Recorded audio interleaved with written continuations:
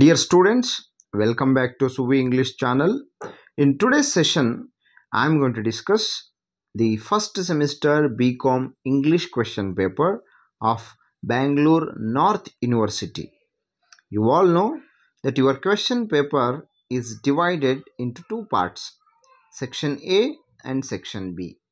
Section A consists of questions from literary components. There are 6 units in literature, that is literary components, poetry and prose, and from 6 units you will get 40 marks question. We have 2 mark questions, we have 5 mark questions and 10 mark questions. So totally 40 marks questions will come from your literary components. And section B has some various grammar activities. Very interesting activities are there, and from all grammar topics you will have 40 marks. So ನಿಮಗೆ section A ಇಂದ 40 marks questions ಬರ್ತವೆ, section B ಇಂದ 40 mark questions ಬರ್ತವೆ. So total ನಿಮಗೆ 80 marks ಇರ್ತದೆ ಈ question examination, and the duration of this examination is 3 hours. I have solved a model question paper of first semester BCom English of Bangalore North University in order to help you to score good marks in the upcoming examination. So now I'm going to help you how to answer the questions of your first semester BCom English. So we will start with section A. So section A nalli nimage 7 questions irtave. Out of 7 you will have to attend any 5 questions. So 5 into 2, 10 marks. So ಇಲ್ಲಿ first question ನೋಡಿ, what is the central theme of sonnet 116. So ಇಲ್ಲಿ ನಿಮಗೆ 6 units ಇರ್ತವೆ ಲಿಟ್ರೇಚರ್ನಲ್ಲಿ. ಅಲ್ಲಿ ಮೊದಲನೇದು sonnet 116 ಅಂತ ಒಂದು poem, William Shakespeare ಬರೆದಿರುವಂಥ ಒಂದು ಪೋಯಮ್ಮು ಸಾನೆಟ್ 116 ಅಂತ. ಈ ಸಾನೆಟ್ 116ನಲ್ಲಿ ವಿಲಿಯಂ ಶೇಕ್ಸ್ಪಿಯರ್ ಅವರು ಟ್ರೂ ಲವ್ ಬಗ್ಗೆ ಅವರು ಕೆಲವೊಂದು ಮಾತುಗಳು ಹೇಳಿದ್ದಾರೆ. The true love once born never dies ಅಂತ ಹೇಳಿದ್ದಾರೆ. ನಿಜವಾದ ಪ್ರೀತಿ ಒಂದ್ಸತಿ ಒಮ್ಮೆ ಜನನ ಆದರೆ ಅದು ಯಾವುದೇ ಕಾರಣಕ್ಕೂ ಸಾಯಲ್ಲ, ಪ್ರೀತಿಗೆ ಸಾವಿಲ್ಲ ಅಂತ ಮಾತು ಹೇಳ್ತಾರೆ. ನೆಕ್ಸ್ಟ್ ಹಾಗೆ ಕಂಟಿನ್ಯೂ ಮಾಡ್ತಾ, true love does not bend to any obstacles, any problems, any challenges. ನಿಜವಾದ ಪ್ರೀತಿ ಯಾವುದೇ ತೊಂದರೆಗಳಾದರೂ, ಯಾವುದೇ ಅಬ್ಸ್ಟಕಲ್ ಆದರೂ, ಏನೇ ಚಾಲೆಂಜಸ್ ಬಂದರೂ ಆ ನಿಜವಾದ ಪ್ರೀತಿ ಅನ್ನೋದು ಯಾವುದೇ ಕಾರಣಕ್ಕೂ ಕೂಡ ಬೆಂಡ್ ಆಗಲ್ಲ ಅಂತ ಹೇಳ್ತಾರೆ.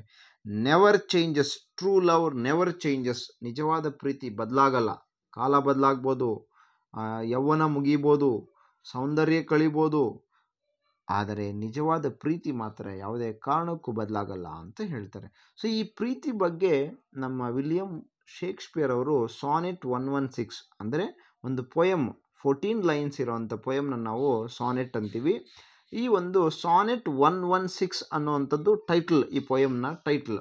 ಸೊ ಈ ಪೋಯಮ್ನಲ್ಲಿ ಈ ಪ್ರೀತಿ ಬಗ್ಗೆ ವರ್ಣಿಸಿದ್ದಾರೆ. ಸೊ ಅದರ ಒಂದು ಕ್ವೆಶನ್ ಬಂದಿದೆ.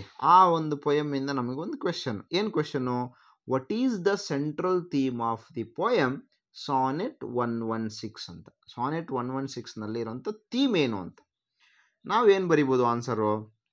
The central theme of the poem sonnet 116 is the unwavering nature of true love. Unwavering ಅಂತಂದರೆ ಯಾವುದೇ ಕಾರಣಕ್ಕೂ ಬದಲಾಗದ, ಅಚಲವಾಗಿರುವಂಥ, ಯಾವುದೇ ಕಾರಣಕ್ಕೂ ಬದಲಾಗದೇ ಇರುವಂಥ ಒಂದು ಸ್ವಭಾವ. ನೇಚರ್ ಅಂದರೆ ಏನು? ಸ್ವಭಾವ. Of what? Of true love. So ನೀವು ಇದನ್ನು ಬೇರೆ ಥರನೂ ಬರಿಬೋದು. ಹೇಗೆ ಬರಿಬೋದು answer? The central theme of the poem sonnet 116 is true love ಅಂತ ಬರಿಬೋದು, the power of true love ಅಂತ ಬರಿಬೋದು. ಸೊ ಅದು ಕೂಡ ಸರಿಯಾದ ಉತ್ತರ ಆಗತ್ತೆ. ನಾವು let's go to the second question.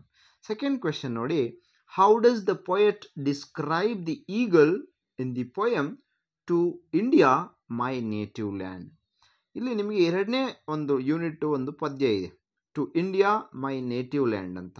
ಇದನ್ನು ಬರೆದಿರೋರು ಹೆನ್ರಿ ಲೂಯಿಸ್ ವಿವಿಯನ್ ಡೆರೋಜಿಯಾ ಅನ್ನೋರು. ಸೊ ಈ ಹೆಸರು ನೋಡಿದ್ರೆ ಫಾರಿನ್ ನೇಮ್ ಥರ ಕಾಣ್ತದೆ, but he was an Indian writer. So he has written a poem called to India my native land ಅಂತ. So ಈ ಪೊಯಮ್ನಲ್ಲಿ ನಮ್ಮ ಪೊಯೆಟ್ಟು ನಮ್ಮ ದೇಶದ ವೈಭವವನ್ನು ಅವರು ಡಿಸ್ಕ್ರೈಬ್ ಮಾಡ್ತಾರೆ. So he describes the glory of our nation before British rule. British ರೂಲ್ಗಿಂತ ಮುಂಚೆ ನಮ್ಮ ದೇಶದ ವೈಭವೀಕರಣ ಹೇಗಿತ್ತು, and after British rule, British ಅವರು ಬಂದ ಮೇಲೆ ನಮ್ಮ ದೇಶದ ಸ್ಥಿತಿಗತಿಗಳು ಹೇಗಾಯಿತು ಅಂತ ಈ ಒಂದು ಪದ್ಯದಲ್ಲಿ to India my native land ಅನ್ನುವಂಥ ಒಂದು ಪೊಯಮ್ನಲ್ಲಿ ಹೇಳ್ತಾರೆ. ಸೊ ಈ ಪೊಯಮ್ನಲ್ಲಿ ಈಗಲ್ ಅನ್ನುವಂಥ ಒಂದು ಮೆನ್ಷನ್ ಇದೆ, ಅಂದರೆ ರಣಹದ್ದು, ಹದ್ದಿನ ಬಗ್ಗೆ ಮೆನ್ಷನ್ ಇದೆ. ಹದ್ದನ್ನು ನಾವು ನೋಡಿರ್ತೀವಿ, ಅದು ಎತ್ತರದ ಒಂದು ಆಕಾಶದ ಎತ್ತರಕ್ಕೆ ಹೋಗಿ ಹಾರ್ತಾ ಇರ್ತದೆ. ಏನೇ ಬಿರುಗಾಳಿ ಬರಲಿ, ಏನೇ ಮೋಡ ಇರಲಿ, ಎತ್ತರದಲ್ಲಿ ಹಾರಾಡ್ತಾ ಇರ್ತದೆ. ಅಂದರೆ ಗಂಭೀರವಾಗಿ ಒಂದು ಯಾವುದು ತೊಂದರೆ ಇಲ್ಲದೆ ಹಾರಾಡ್ತಾ ಇರ್ತದೆ. ಆ ರೀತಿ ನಮ್ಮ ದೇಶ ಇತ್ತು ಅಂತ ಅವರು ಪೊಯಮ್ನಲ್ಲಿ ಹೇಳ್ತಾರೆ. ಆದರೆ ಬ್ರಿಟಿಷ್ ಅವರು ಬಂದ ಮೇಲೆ ಆ ಹದ್ದು, ಅಂದರೆ ನಮ್ಮ ಯಾವುದಕ್ಕೆ ಹೋಲಿಸಿದ್ದಾರೆ, ನಮ್ಮ ದೇಶನ ಹದ್ದಿಗೆ, ರಣಹದ್ದಿಗೆ ಹೋಲಿಸಿದ್ದಾರೆ. ಎಷ್ಟೇ ಗಾಳಿ ಇದ್ದರೂ, ಎಷ್ಟೇ ಬಿರುಗಾಳಿ ಇದ್ದರೂ ಕೂಡ ಅದನ್ನೆಲ್ಲ ಮೇರೆ ಅದಕ್ಕಿಂತ ಎತ್ತರಕ್ಕೆ ಹೋಗಿ ಹಾರ್ತಾ ಇತ್ತು ರಣಹದ್ದು. ಅಂಥ ರಣಹದ್ದು ಅಂದರೆ ನಮ್ಮ ದೇಶ ಹಾಗೆ ಸ್ವತಂತ್ರವಾಗಿ ಅಷ್ಟು ಗಾಂಭೀರ್ಯದಿಂದ, ಅಷ್ಟು ಘನತೆಯಿಂದ ನಮ್ಮ ಪ್ರಪಂಚದಲ್ಲಿ ನಮ್ಮ ದೇಶಕ್ಕೆ ಅಷ್ಟೊಂದು ಶಕ್ತಿ ಇತ್ತು. ಆದರೆ ಆಫ್ಟರ್ ದಿ ಬ್ರಿಟಿಷ್ ರೂಲ್ ಏನಾಯಿತು, ಆ ಈಗಲ್ಗೆ ಏನಾಯಿತು ಅಂತ ಇಲ್ಲಿ ಪ್ರಶ್ನೆ ಅಲ್ವಾ. ಕ್ವಶನ್ ನೋಡಿ, how does the poet describe the eagle in the poem to India my native land? ಅದಕ್ಕೆ ಆನ್ಸರ್ ಏನು, he described the eagle as it has been chained down. Chained down ಅಂದರೆ ಏನು, ಆ ಹಾರ್ತಾ ಇರೋವಂಥ ಹದ್ದನ್ನ ಚೈನ್ ಹಾಕಿ ಕಟಾಕಿ ಕೆಳಗಡೆ ಎಳ್ಕೊಂಬಂದಿದ್ದಾರೆ. ಅದರ ಅರ್ಥ ಏನು, ನಮ್ಮ ದೇಶ ಕೂಡ ಹಾಗೆ ಸ್ವತಂತ್ರವಾಗಿ, ಗಂಭೀರ್ಯವಾಗಿ, ಗೌರವದಿಂದ, ಘನತೆಯಿಂದ, ವೈಭವದಿಂದ ಇದ್ದಂತಹ ದೇಶನ ಕಟಾಕಿದ್ದಾರೆ. ಯಾರು, ಬ್ರಿಟಿಷ್ ಅವರು. ಸೊ ಈ ಒಂದು ಪದ್ಯದಲ್ಲಿ ಈ ರೀತಿ ಈ ಹದ್ದಿಗೆ ಕಂಪೇರ್ ಮಾಡಿ ಅದನ್ನು ವರ್ಣಿಸಿದ್ದಾರೆ. ಸೊ ಕ್ವೆಶನ್ ಏನು, how does the poet describe the eagle in the poem to India my native land? So answer, he described the eagle as it has been chained down ಅಂತ, ಕಟಾಕಿದ್ದಾರೆ ಅಂತ. ಅದರ ಅರ್ಥ ಏನು, ಫ್ರೀಡಮ್ ಎಲ್ಲ ಇಲ್ಲ ಅಂತ. ಒಬ್ಬರನ್ನ ಕಟಾಕಿದ್ದಾರೆ ಅಂದರೆ ಸ್ವತಂತ್ರ ಇಲ್ಲ ಅಂತ ಅರ್ಥ, ರೈಟ್? ಸೊ ನೆಕ್ಸ್ಟ್ ಕ್ವೆಶನ್ ನೋಡೋಣ. Joe was good at dash and Delia was good at dash. So ಇದು ಇನ್ನೊಂದು ಸ್ಟೋರಿ, ವಂಡರ್ಫುಲ್ ಸ್ಟೋರಿ, ಪ್ರೀತಿ ಬಗ್ಗೆ ಇರುವಂಥ ಒಂದು ಸ್ಟೋರಿ ಇದೆ. ಜೋ ಮತ್ತು ಡೆಲಿಯಾ ಅಂತ ಇಬ್ಬರು ಪ್ರೇಮಿಗಳು, ಅವರಿಬ್ಬರು ಆ್ಯಕ್ಚುಲಿ ಆರ್ಟಿಸ್ಟ್ಸ್ ಆಗಿರ್ತಾರೆ. ನಾನು ಆಲ್ರೆಡಿ ಅಲ್ಲಿ ಆನ್ಸರ್ ಕೊಟ್ಬಿಟ್ಟಿದ್ದೀನಿ. Joe was good at painting and Delia was good at music. So Joe ಅನ್ನುವಂಥ ಹುಡುಗ ಪೇಂಟಿಂಗ್ನಲ್ಲಿ ಆರ್ಟಿಸ್ಟ್ ಆಗಬೇಕು, ನಾನು ಚಿತ್ರಕಲೆಯಲ್ಲಿ ಚೆನ್ನಾಗಿ ಬೆಳೀಬೇಕು ಅಂತ ಕನಸಿಟ್ಕೊಂಡಿರ್ತಾನೆ. ಅದೇ ಥರ ಇನ್ನೊಬ್ಬ ಹುಡುಗಿ, ಅವನ ಪ್ರೇಯಸಿ ಡೆಲಿಯಾ ಅನ್ನೋಳು ಕೂಡ ಆರ್ಟಿಸ್ಟ್ ಆಗಿರ್ತಾಳೆ. ಆದರೆ ಅವಳ ಏರಿಯಾ ಆಫ್ ಇಂಟ್ರೆಸ್ಟ್ ಏನು ಅಂತಂದರೆ ಮ್ಯೂಸಿಕ್. ಸೊ ಇವರಿಬ್ಬರು ಅವರಿಬ್ಬರು ಆರ್ಟಿಸ್ಟ್ ಆಗಿರ್ತಾರೆ. ಅವರಿಬ್ಬರು ಒಂದು ಕಡೆ ಪರಿಚಯ ಆಗ್ತದೆ, ಅವರಿಬ್ಬರಿಗೆ ಪ್ರೀತಿ ಆಗ್ತದೆ, ಮದುವೆ ಆಗ್ತದೆ. ಸೊ ಇಲ್ಲಿ ಪ್ರಶ್ನೆ ಏನು, Joe was good at dash and Delia was good at dash. ಜೋಗೆ ಪೇಂಟಿಂಗ್ ಅಂದರೆ ಇಷ್ಟ, ಡೆಲಿಯಾಗೆ ಮ್ಯೂಸಿಕ್ ಅಂದರೆ ಇಷ್ಟ. ಸೊ ಇಷ್ಟೇ ಪ್ರಶ್ನೆ, ರೈಟ್? ಸೊ ನೆಕ್ಸ್ಟ್ ಕ್ವೆಶನ್ ನೋಡೋಣ. Did Joe believe Delia's story about getting our hand burnt? ನೋಡಿ, ಆ ಒಂದು ಕಥೆಯಲ್ಲಿ ಡೆಲಿಯಾಗೆ ಅವರು ಪ್ರೀತಿ ಆಗತ್ತೆ, ಮದುವೆ ಆಗತ್ತೆ, ಅವರಿಬ್ಬರು ಚೆನ್ನಾಗಿ ಜೀವನ ನಡೆಸ್ತಾ ಇರ್ತಾರೆ. ಆದರೆ ಇಲ್ಲಿ ಜೋ ಮತ್ತು ಡೆಲಿಯಾಗೆ ಕನಸುಗಳಿರ್ತವೆ, ದೊಡ್ಡ ಕನಸುಗಳು. ನಾನು ದೊಡ್ಡ ಪೇಂಟರ್ ಅಂದರೆ ಆರ್ಟಿಸ್ಟ್ ಆಗಬೇಕು ಅಂತ ಜೋಗಿರ್ತದೆ. ಅದೇ ರೀತಿ ಡೆಲಿಯಾಗೂ ಕೂಡ ನಾನು ಒಬ್ಬ ದೊಡ್ಡ ಮ್ಯೂಸಿಷಿಯನ್ ಆಗಬೇಕು, ನಾನು ಮ್ಯೂಸಿಕ್ ಕಲ್ತ್ಕೋಬೇಕು ಅಂತ ಆಸೆ ಇರ್ತದೆ. ಆದರೆ ದುಡ್ಡಿನ ಕೊರತೆ ಇರೋದ್ರಿಂದ, since they had no money, they started working. ಅವರು ಇಬ್ಬರು ಕೆಲಸ ಮಾಡ್ತಾ ಇರ್ತಾರೆ. ಏನಾಗಿ ಕೆಲಸ ಮಾಡ್ತಾ ಇರ್ತಾರೆ, ಡೆಲಿಯಾ ನಾನು ಮ್ಯೂಸಿಕ್ ಟೀಚರಾಗಿ ಕೆಲಸ ಮಾಡ್ತಾ ಇದ್ದೀನಿ ಅಂತ ಹೇಳ್ತಾ ಬೇರೆ ಕೆಲಸ ಮಾಡ್ತಾ ಇರ್ತಾಳೆ. ಅದೇ ಥರ ಜೋ ಕೂಡ, ನಾನು ಕೂಡ ಏನೋ ಪ್ರಾಕ್ಟೀಸ್ ಮಾಡ್ತಾಯಿದ್ದೀನಿ, ಯಾವುದೋ ಒಂದು ಕೆಲಸ ಮಾಡ್ತಾಯಿದ್ದೀನಿ ಅಂತ ಹೇಳಿ ಅವನು ಕೂಡ ಬೇರೆ ಕಡೆ ಕೆಲಸ ಮಾಡ್ತಾ ಇರ್ತಾನೆ. ಎಲ್ಲಿ ಕೆಲಸ ಮಾಡ್ತಾ ಇರ್ತಾಳೆ ಡೆಲಿಯಾ? ಅವಳು ಆ್ಯಕ್ಚುಲಿ ಮ್ಯೂಸಿಕ್ ಟೀಚರಾಗಿ ನಾನು ವರ್ಕ್ ಮಾಡ್ತಾಯಿದ್ದೀನಿ, ದುಡಿಮೆ ಮಾಡೋದಕ್ಕೆ ಅಂತ ಹೇಳ್ತಾಳೆ. ಆದರೆ ಅವಳು ನಿಜವಾಗ್ಲೂ ಕೂಡ ಒಂದು ಲಾಂಡ್ರಿನಲ್ಲಿ, ಅಂದರೆ ಇಸ್ತ್ರಿ ಮಾಡ್ತಾರಲ್ಲ ಆ ಲಾಂಡ್ರಿನಲ್ಲಿ ಕೆಲಸ ಮಾಡ್ತಾ ಇರ್ತಾಳೆ. ಆದರೆ ಒಂದು ಸತಿ ಏನಾಗುತ್ತೆ, ಡೆಲಿಯಾಗೆ ಕೈ ಸುಡುತ್ತೆ. ಲಾಂಡ್ರಿನಲ್ಲಿ ಏನೋ ಇದು ಮಾಡಬೇಕಾದ್ರೆ ಕೈ ಸುಡುತ್ತದೆ. ಆದರೆ ಅವಳು ಮನೆಗೆ ಬಂದಾಗ ಒಂದು ಕತೆ ಹೇಳ್ತಾಳೆ. ನಾನು ನನ್ನ ಮ್ಯೂಸಿಕ್ ಕ್ಲಾಸ್ ಹೇಳಬೇಕಾದ್ರೆ ನನ್ನ ಸ್ಟೂಡೆಂಟಿಗೆ ಕ್ಲೆಮೆಂಟೀನಾ ಅನ್ನೋಂಥ ಒಂದು ಸ್ಟೂಡೆಂಟ್. ಅದು ಏನೋ ಕಲ್ಪನೆ ಮಾಡ್ಕೊಂಡು ಹೇಳ್ತಾ ಇರೋದು, ನಾನು ಲಾಂಡ್ರಿನಲ್ಲಿ ಕೆಲಸ ಮಾಡ್ತಾ ಇಲ್ಲ, ನಾನು ಮ್ಯೂಸಿಕ್ ಕ್ಲಾಸ್ ಮಾಡ್ತಾ ಇದ್ದೀನಿ ಅಂತ ಸುಳ್ಳು ಹೇಳಿರ್ತಾಳೆ ಮನೆಯಲ್ಲಿ ಗಂಡನಿಗೆ. ಯಾರಿಗೆ? ಜೋಗೆ.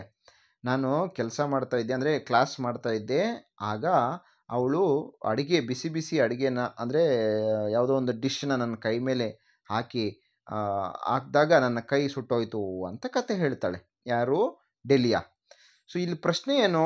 Did Joe believe Delia's story of getting her hand burnt? ಕೈ ಸುಡ್ತಲ್ವಾ, ಆವಾಗ ಅವಳು ಕತೆ ಹೇಳ್ತಾಳಲ್ಲ. ಏನು ಕತೆ ಹೇಳ್ತಾಳೆ? ನನ್ನ ಸ್ಟೂಡೆಂಟ್ಗೆ, ಕ್ಲೆಮೆಂಟೀನಾ ಸ್ಟೂಡೆಂಟಿಗೆ ಮ್ಯೂಸಿಕ್ ಹೇಳಬೇಕಾದ್ರೆ ಅವ್ರ ಮನೆಯಲ್ಲಿ ಹೋಮ್ ಟ್ಯೂಷನ್, ಅವ್ರ ಮನೆಗೆ ಹೋಗಿ ಟ್ಯೂಷನ್ ಮಾಡ್ತಾ ಇದ್ದೆ. ಅಲ್ಲಿ ಅಡುಗೆ ಬಿಸಿ ಬಿಸಿ ಇತ್ತಲ್ಲ, ಅದು ನನ್ನ ಕೈ ಮೇಲೆ ಹಾಕಿರೋದ್ರಿಂದ ಅದು ಏನಾಯಿತು, ನನ್ನ ಕೈ ಸುಟ್ಟೋಯ್ತು ಅಂತ ಡೆಲಿಯಾ ಹೇಳ್ತಾಳೆ. ಅದನ್ನು ಜೋ ಬಿಲೀವ್ ಮಾಡಿದ್ನಾ ಅಂತ ಕತೆ ಇದೆ ಕ್ವಶನಲ್ಲಿ. ಆನ್ಸರ್ ಏನೋ? No, he did not believe it. ಯಾಕೆಂತಂದರೆ ಅವನಿಗೆ ಅನುಮಾನ ಬರ್ತದೆ.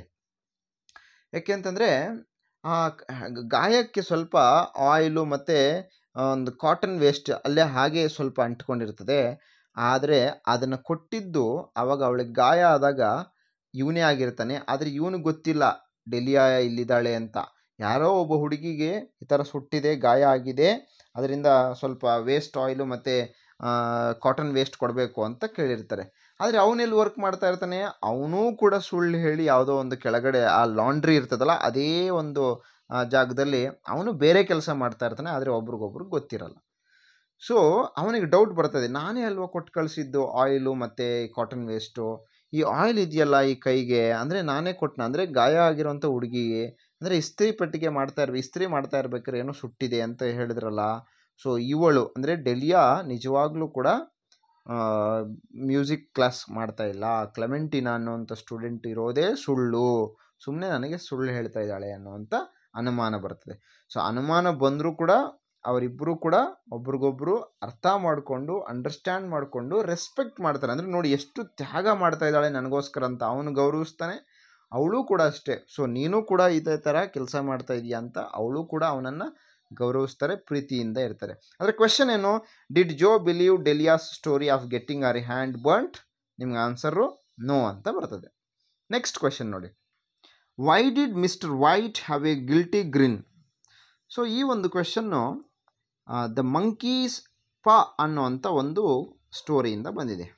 ದ ಮಂಕೀಸ್ ಪಾ ಅಂತಂದರೆ ಈ ಮಂಗನ ಒಂದು ಕೈ ಅಥವಾ ಒಂದು ಬೆರಳುಗಳು, ನೋಡಿ ಇಲ್ಲಿ ಚಿತ್ರದಲ್ಲಿ ಕಾಣಿಸ್ತಾ ಇದೆಯಲ್ವಾ, ಅದನ್ನು ನಾವು ಮಂಕಿ ಪಾ ಅಂತ ಕರಿತೀವಿ. ಸೊ ಈ ಒಂದು ಸ್ಟೋರಿನಲ್ಲಿ ಈ ಮಂಕೀಸ್ ಪಾ ಬಗ್ಗೆನೇ ಇದೆ. ಇದನ್ನು ಮಿಸ್ಟರ್ ವೈಟ್ ಅನ್ನೋ ವ್ಯಕ್ತಿ ಹೊಂದಿರ್ತಾನೆ. ಅದು ಮಿಸ್ಟರ್ ವೈಟ್ ಅನ್ನೋದು ಅವನ ಹೆಸರು. Mister White had this monkeys ಪಾ. ಅದಕ್ಕೆ ಅವನಿಗೆ ಯಾರು ಕೊಟ್ಟಿರ್ತಾರೆ? ಮಿಸ್ಟರ್ ಮೋರಿಸ್ ಅನ್ನೋನು ಮಿಸ್ಟರ್ ವೈಟ್ಗೆ ಈ ಮಂಕಿ ಪಾನ ಕೊಟ್ಟಿರ್ತಾನೆ.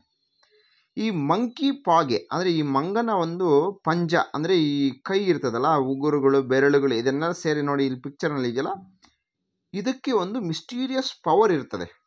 ಆ ಮಿಸ್ಟೀರಿಯಸ್ ಪವರ್ ಏನು ಅಂತಂದರೆ, ಯಾರ ಹತ್ರ ಈ ಮಂಕೀಸ್ ಪಾ ಇರ್ತದೋ, ಯಾರು ಇದನ್ನು ಹೊಂದಿರ್ತಾರೋ ಅವರಿಗೆ ಏನು ವಿಶ್ ಬೇಕಾದರೂ, ಅಂದರೆ 3 ವಿಶಸ್ಸು, ಏನು ವರ ಕೇಳಿದ್ರು ಕೂಡ ಸಿಗತ್ತೆ, ನೆರವೇರ್ತದೆ ಅಂತ.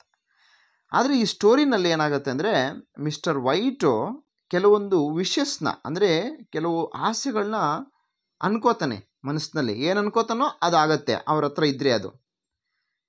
ಆದರೆ ಮಿಸ್ಟರ್ ಮೋರಿಸ್ ವಾರ್ನ್ ಮಾಡ್ತಾನೆ, ಬೇಡ ಇದನ್ನೆಲ್ಲ ನೀವು ಅನ್ಕೋಬೇಡಿ, ಅದು ಸರಿ ಇಲ್ಲ ಅಂತ, ಬೆಂಕಿಗೆ ಹಾಕ್ಬಿಡಿ ಅಂತ. ಆದರೆ ಮಿಸ್ಟರ್ ವೈಟ್ ಕೇಳಲ್ಲ. ನನಗೆ 200 ಪೌಂಡ್ಸ್ ಬೇಕು ಅಂತ ಅನ್ಕೋತಾನೆ ಮನಸ್ಸಿನಲ್ಲಿ. ಅದು ಆದರೆ ನೆರವೇರ್ತದೆ. ಅದು ಹೇಗೆ ನೆರವೇರ್ತದೆ ಅಂದರೆ ನೋಡಿ, ಆ 200 ಪೌಂಡ್ಸ್ ಬೇಕು ಅಂತ ಅನ್ಕೋತಾನೆ, 200 ಪೌಂಡ್ಸ್ ಸಿಗ್ತದೆ. ಅದು ಯಾವ ರೀತಿ ಸಿಗ್ತದೆ ಅಂತಂದರೆ, ಕಾಂಪೆನ್ಸೇಷನ್, ನಷ್ಟ ಪರಿಹಾರದ, ಎಕ್ಸ್ಗ್ರೇಷಿಯಾ ಅಂತ ನಾವೇನು ಕರಿತೀವಿ. ಈಗ ನೋಡಿ, ಯಾರಾದರೂ ಸತ್ತಾಗ ಪರಿಹಾರ ಘೋಷಣೆ ಮಾಡ್ತಾರಲ್ಲ ಸರ್ಕಾರಗಳು, ಆ ರೀತಿ ಘೋಷಣೆ ಮಾಡ್ತಾರೆ. ಯಾರಿಗೆ? ಅವ್ರ ಮಗನೇ ಸತ್ತೋಗ್ಬಿಡ್ತಾನೆ, ಮಗ ಸತ್ತೋಗ್ತಾನೆ, ಆವಾಗ ಗೌರ್ಮೆಂಟಿಂದ 200 ಪೌಂಡ್ಸು ಅವನಿಗೆ ಕಾಂಪೆನ್ಸೇಷನ್ ಥರ ಕೊಡ್ತಾರೆ. ಅವನೇನು ವಿಶ್ ಮಾಡಿದ್ದ, ಏನು ಆಗಬೇಕು ಅಂತ ಕೋರಿದ್ದ, 200 ಪೌಂಡ್ಸ್ ಬೇಕು ಅಂತ ಅಂದ್ಕೊಂಡಿದ್ದ. 200 ಪೌಂಡ್ಸ್ ಬಂತು, ಆದರೆ ಮಗ ಇರಲಿಲ್ಲ.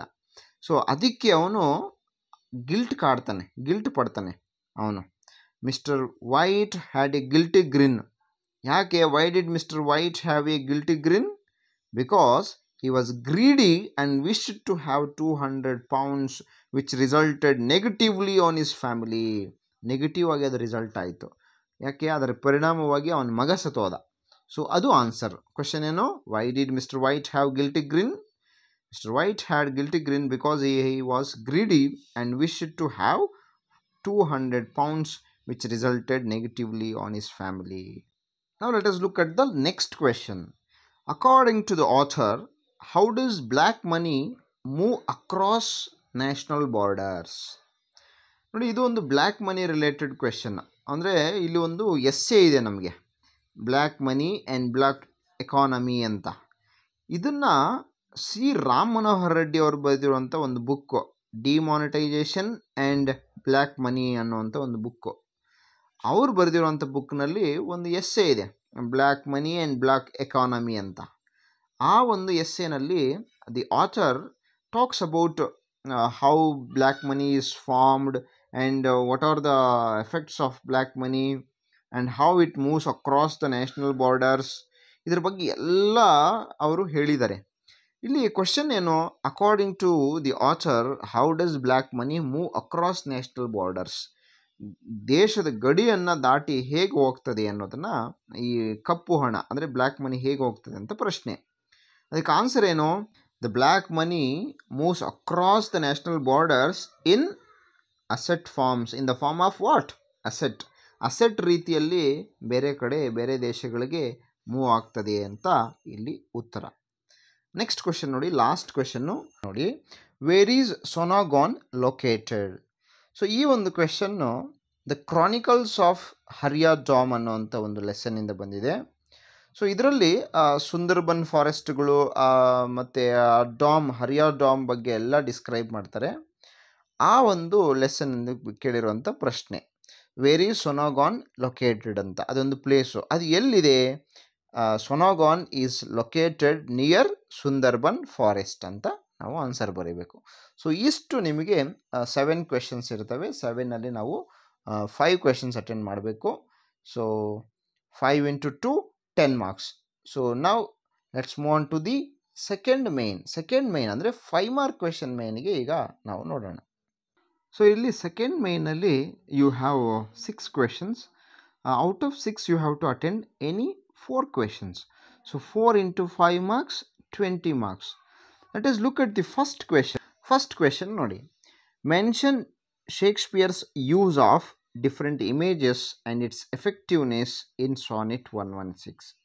So Sonnet 116 ನಲ್ಲಿ ವಿಲಿಯಂ ಶೇಕ್ಸ್ಪಿಯರ್ ಅವರು ಟ್ರೂ ಲವ್ ಬಗ್ಗೆ ಮಾತಾಡ್ತಾ ಅವರು ವರ್ಣಿಸ್ತಾ ಯಾವ್ಯಾವ ಒಂದು ಇಮೇಜಸ್ನ ಅವರು ಬಳಸ್ತಾರೆ ಅನ್ನೋದನ್ನು ಕ್ವೆಶನ್ ಕೇಳಿದ್ದಾರೆ. Look at the answer. In Sonnet 116, Shakespeare uses a range of powerful images to convey his vision of true love. The guiding star represents constant guidance, illuminating the path through life's challenges. The tempests, on the other hand, symbolize the turmoil and the hardship that true love must tolerate.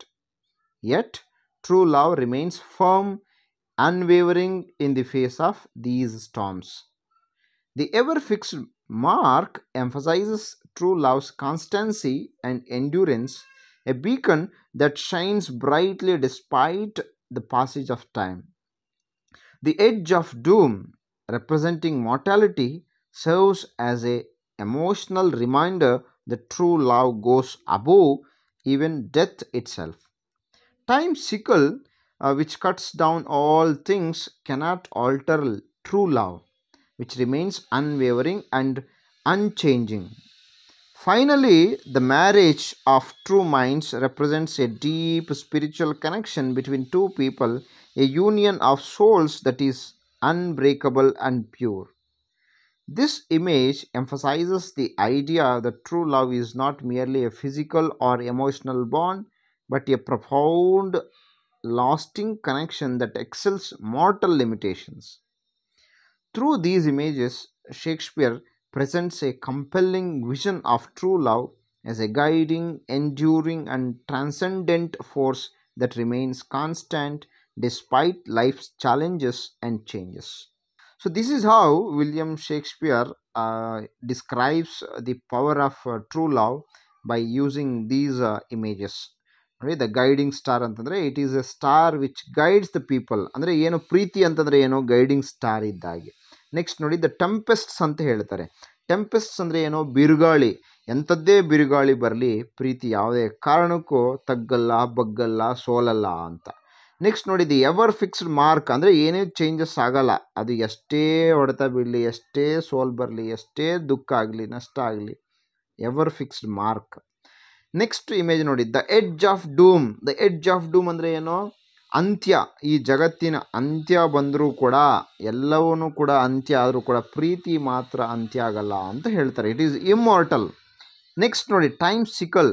Time sickle ಅಂದರೆ ಕಾಲದ ಒಂದು ಸುಳಿಯಲ್ಲಿ ಎಲ್ಲವೂ ಕೂಡ ನಾಶ ಆಗ್ತವೆ. ಬೆಳೆ, ಈಗ ಹೂವು ಆಗಿದೆ, ಒಂದು ಹೂವು ಕಾಲ ಮಿಂಚಿದ ಮೇಲೆ, ಕಾಲ ಕಳೆದ ಮೇಲೆ ಹೂವು ಒಣಗೋಗುತ್ತೆ. ಹಾಗೆ ಎಲ್ಲವೂ ಕೂಡ ಕಳೆದೋದ್ರೂ ಕೂಡ, ಆದರೆ ಪ್ರೀತಿ ಮಾತ್ರ cannot alter this time sickle, cannot alter true love. ಯಾವುದೇ ಕಾರಣಕ್ಕೂ ಪವಿತ್ರವಾದ ನಿಜವಾದ ಪ್ರೀತಿ ಮಾತ್ರ ಯಾವುದೇ ಕಾರಣಕ್ಕೂ ಅದು ಸೋಲಲ್ಲ, ಬೀಳಲ್ಲ, ಒಣಗಲ್ಲ, ಸಾಯಲ್ಲ ಅಂತ ಹೇಳ್ತಾರೆ. ಆ್ಯಂಡ್ ನೆಕ್ಸ್ಟ್ ನೋಡಿ, the marriage of true minds. The marriage of true minds ಅಂದರೆ ಏನು, ಪ್ರೀತಿ ಅನ್ನೋದು ಎರಡು ಪವಿತ್ರ ಮನಸ್ಸುಗಳ ಒಂದು ಮದುವೆ ಅಂತ ಹೇಳ್ತಾರೆ. So this is how he describes the power of true love, the unwavering nature of true love by using these images. So ಈ ಥರ ನಾವು ಬರೆದ್ರೆ ನಮಗೆ 5 ಮಾರ್ಕ್ಸ್ ಬರ್ತದೆ. ನೆಕ್ಸ್ಟ್ ಕ್ವೆಶನ್ ನೋಡೋಣ. How does the poet bring out transformation in India's fortunes in the poem to India my native land? So to India my native land ಅನ್ನೋಂಥ ಪೊಯಮ್ನಲ್ಲಿ Henry Louis Vivian Derozio, ನಮ್ಮ Indian poet, ಅವರು ಹೆಸರು ಹಾಗಿದ್ದರೂ ಕೂಡ foreign name ಥರ ಕಾಣಿಸಿದ್ರು ಕೂಡ ಅವರು ಇಂಡಿಯನ್ ಪೊಯೆಟ್ ಆಗಿರ್ತಾರೆ. ಅವರು ಈ ಪೊಯಮ್ನಲ್ಲಿ, to India my native land ಅನ್ನುವಂಥ ಪೊಯಮ್ನಲ್ಲಿ ನಮ್ಮ ದೇಶದ ವೈಭವವನ್ನು ಕುರಿತು ಮಾತಾಡ್ತಾರೆ. he describes the glory of our nation before British rule and the transformation and the changes that took place after the British rule. British ರೂಲ್ಗಿಂತ ಮುಂಚೆ ಹೇಗಿತ್ತು, ಬ್ರಿಟಿಷ್ ರೂಲ್ ಬಂದ ಮೇಲೆ ಹೇಗಾಯಿತು ನಮ್ಮ ದೇಶ ಅಂತ ಅವರು ಹೇಳ್ತಾರೆ ಈ ಒಂದು ಪೊಯಮ್ನಲ್ಲಿ. ದೇಶದ ಬಗ್ಗೆ ಅಭಿಮಾನ, ಪ್ರೀತಿ ನಾವು ಈ ಒಂದು ಪೊಯಮ್ನಲ್ಲಿ ನಾವು ನೋಡ್ಬೋದು. ಸೊ ಆನ್ಸರ್ ನೋಡೋಣ. In the poem To India, My Native Land, Henry Louis Vivian Desrosiers discusses the transformation in India's fortune by contrasting its past glory with its present state. The poet miserably recalls India's past grandeur, describing its sun-bright mountains, valleys, green and fair, and rivers holy and divine. However, he also acknowledges that India's fortunes have declined, hinting at the loss of freedom and autonomy, the decline of India's cultural and intellectual pursuits, and the prevalence of social evils and injustice. The poet expresses his disappointment and sadness at this decline, using phrases like "Thy glory lost, thy spirit broken." Despite this decline, the poet remains hopeful for India's future, expressing his desire to see India regain its former glory and become a better place for its people. The poet's discussion of the transformation in India's fortune is a call to action, urging Indians to work towards regaining their lost glory and rebuilding a brighter future. Through this poem, Desrosiers inspires Indians to take pride in their heritage and strive for a better tomorrow. So ಹೀಗೆ ಡೆರೋಜಿಯಾ ಅವರು ನಮ್ಮ ದೇಶ ಕಳ್ಕೊಂಡಿರುವಂಥ ಘನತೆ, ಗೌರವ, ವೈಭವವನ್ನು ಮತ್ತೆ ಗಳಿಸಬೇಕು ಅಂತ ಹೇಳ್ತಾರೆ. ಅಂದರೆ ಬ್ರಿಟಿಷ್ ರೂಲ್ಗಿಂತ ಮುಂಚೆ ಹೇಗಿತ್ತು, ಅದಾದಮೇಲೆ ಬ್ರಿಟಿಷ್ ರೂಲ್ ಬಂದ ಮೇಲೆ ಹೇಗಾಯಿತು, ಮತ್ತು ಈಗ ನಾವು ಹೇಗೆ ಮತ್ತೆ ಅದನ್ನು ಪುನಃ ಪಡ್ಕೋಬೇಕು ಅನ್ನೋದು ಈ ಪೊಯಮ್ನಲ್ಲಿ ಹೇಳ್ತಾರೆ. ಸೊ ಇಷ್ಟು ಬರೆದ್ರೆ ಸಾಕು. You can give your own ideas about this poem to this question. So now let's move on to the next question. Next question ನೋಡಿ, describe the home life of the Larrabis in their small flat. So Larrabees ಅಂತಂದರೆ surname ಇದು. ಇದು ಯಾವ ಒಂದು ಲೆಸನಲ್ಲಿ ಬರ್ತದೆ ಅಂದರೆ a service of love ಅನ್ನುವಂಥ ಲೆಸನ್ ಸ್ಟೋರಿ. ಹೆನ್ರಿ ಅವರು ಬರೆದಿರುವಂಥ ಒಂದು ಸ್ಟೋರಿ. ಇದು ಇಬ್ಬರು ಪ್ರೇಮಿಗಳು, ಇಬ್ಬರು ಆರ್ಟಿಸ್ಟ್ಸ್, ಯಾರು ಜೋ ಮತ್ತು ಡೆಲಿಯಾ ಅಂತ. ಜೋ ಮತ್ತು ಡೆಲಿಯಾ ಅನ್ನೋವಂಥ ಇಬ್ಬರು ಪ್ರೇಮಿಗಳು, ಅವರಿಬ್ಬರು ಆರ್ಟಿಸ್ಟ್ಸ್ ಆಗಿರ್ತಾರೆ. ಅವರು ಪರಿಚಯ ಆಗ್ತದೆ. ಅವರಿಬ್ಬರು ಇಂಟ್ರೆಸ್ಟ್ಸು ಸೇಮ್ ಇರೋದ್ರಿಂದ, ಅಂದರೆ ಇಬ್ಬರೂ ಕೂಡ ಆರ್ಟಿಸ್ಟ್ಗಳಾಗಿರೋದ್ರಿಂದ ಅವರು ಒಬ್ರನ್ನೊಬ್ರು ಇಷ್ಟಪಡ್ತಾರೆ, ಪ್ರೀತಿ ಮಾಡ್ತಾರೆ ಮತ್ತು ಮದುವೆ ಆಗ್ತಾರೆ. Joe was interested in painting, that is he wanted to become artist, and Delia was interested in music. ಅವಳು ಮ್ಯೂಸಿಕ್ ಕಲಿಬೇಕು ಅಂತ ಅವಳಿಗೆ ಆಸಕ್ತಿ ಇರ್ತದೆ. ಸೊ ಈಗ ಕ್ವೆಶನ್ ಏನು ಇಲ್ಲಿ ನಮ್ಗೆ ಕೇಳಿರುವಂಥದ್ದು, describe the home life of the Larrabees in their small flat. ಅವರು ಸಣ್ಣ ಒಂದು ಮನೆಯಲ್ಲಿ ಇರ್ತಾರಲ್ಲ, ಅದರ ಬಗ್ಗೆ ವರ್ಣನೆ ಕೊಡಿ, ವರ್ಣಿಸಿ, ಅದರ ಬಗ್ಗೆ ಮಾತಾಡಿ, ಅದರ ಬಗ್ಗೆ ಬರೀರಿ ಅಂತ ಕೇಳಿದ್ದಾರೆ. Joe and Delia Larrabees small flat in New York city is a witness to describe the intensity of their love and commitment to each other. Despite struggling financially, their home is filled with warmth, creativity, and mutual support. As a painter, Joe, and as a musician, Delia share a passion for the arts that brings them closer together. Their flat may be small, but it is a heaven of love and encouragement.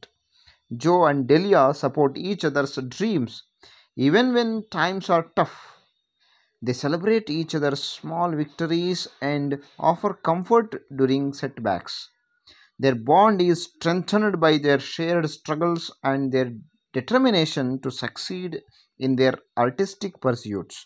The Larrabis' home life is a beautiful balance of love, sacrifice, and creativity. Despite the hardships they face, they have created a warm and welcoming space that nurtures their hearts and souls.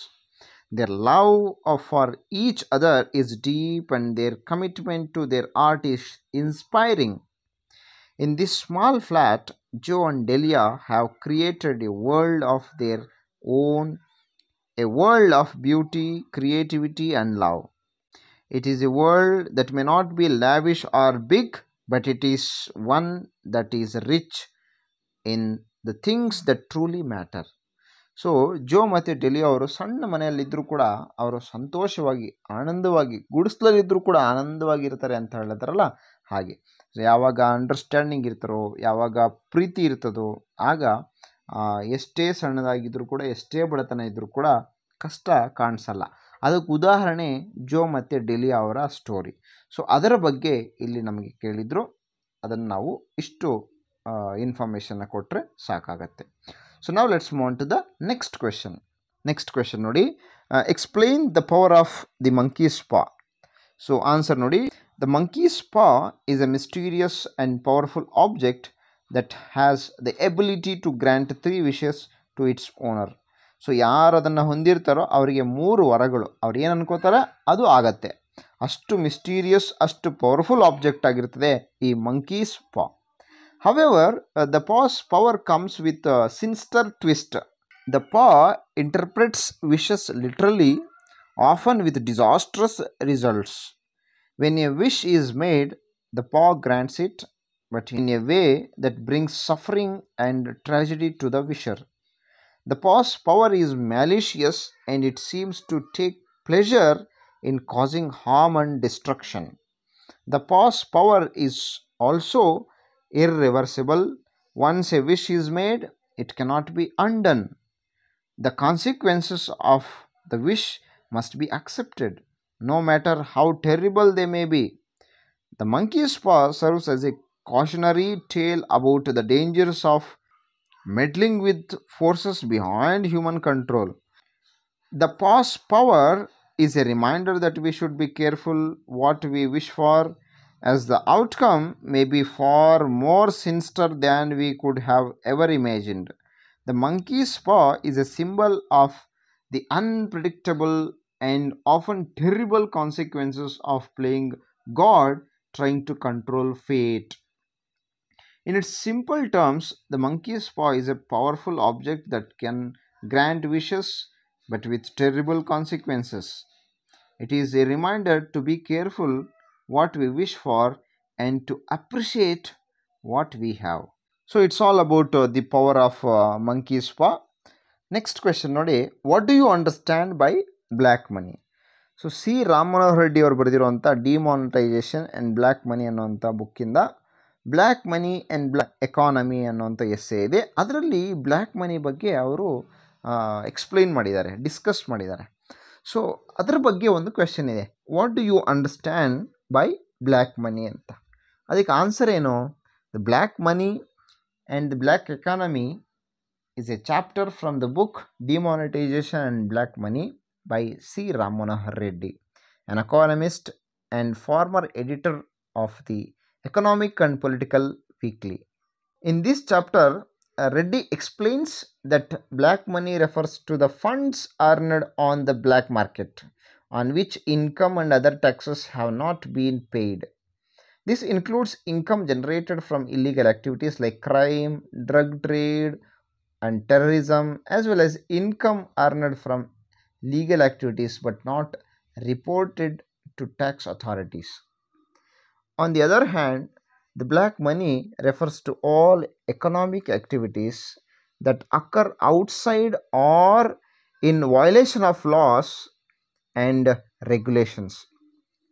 This includes activities like tax evasion, corruption, and illegal trade. The author highlights the constant flow of money between the white, that is legal money, and the black, that is illegal economies. He provides examples of how black money can be generated and converted into white money, such as through real estate transactions and financial market transactions. He discusses the Indian government's efforts to curb black money, including demonetization, and the challenges of estimating the size of the black money economy. So ಹೀಗೆ black money ಬಗ್ಗೆ ಅವರು ಎಸ್ಸೆನಲ್ಲಿ ಬರೆದಿದ್ದಾರಲ್ಲ, so ಅದನ್ನು ನಾವು ಬರಿಬೇಕು, right. So next ನೋಡೋಣ. So ಈಗ next main, third main 10 mark questions. 2 questions ಇರ್ತವೆ, ಅದರಲ್ಲಿ 1 ಕ್ವೆಶನ್ನ ಅಟೆಂಡ್ ಮಾಡಬೇಕು. So 1 into 10, 10 marks, right.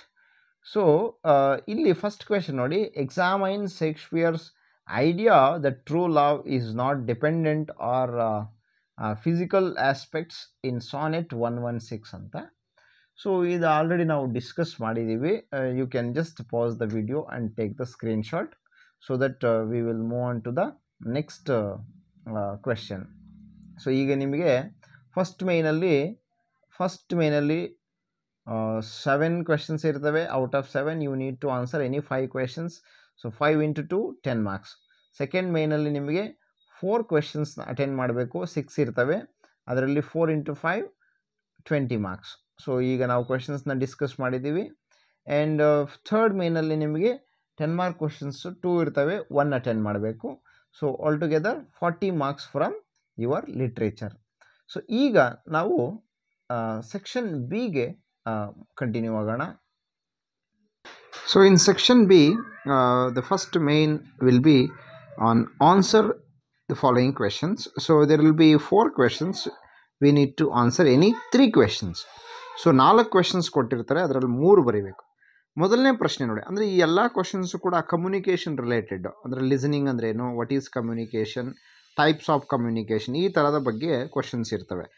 First question ನೋಡಿ, ವಾಟ್ ಈಸ್ ಎಫೆಕ್ಟಿವ್ ಲಿಸನಿಂಗ್?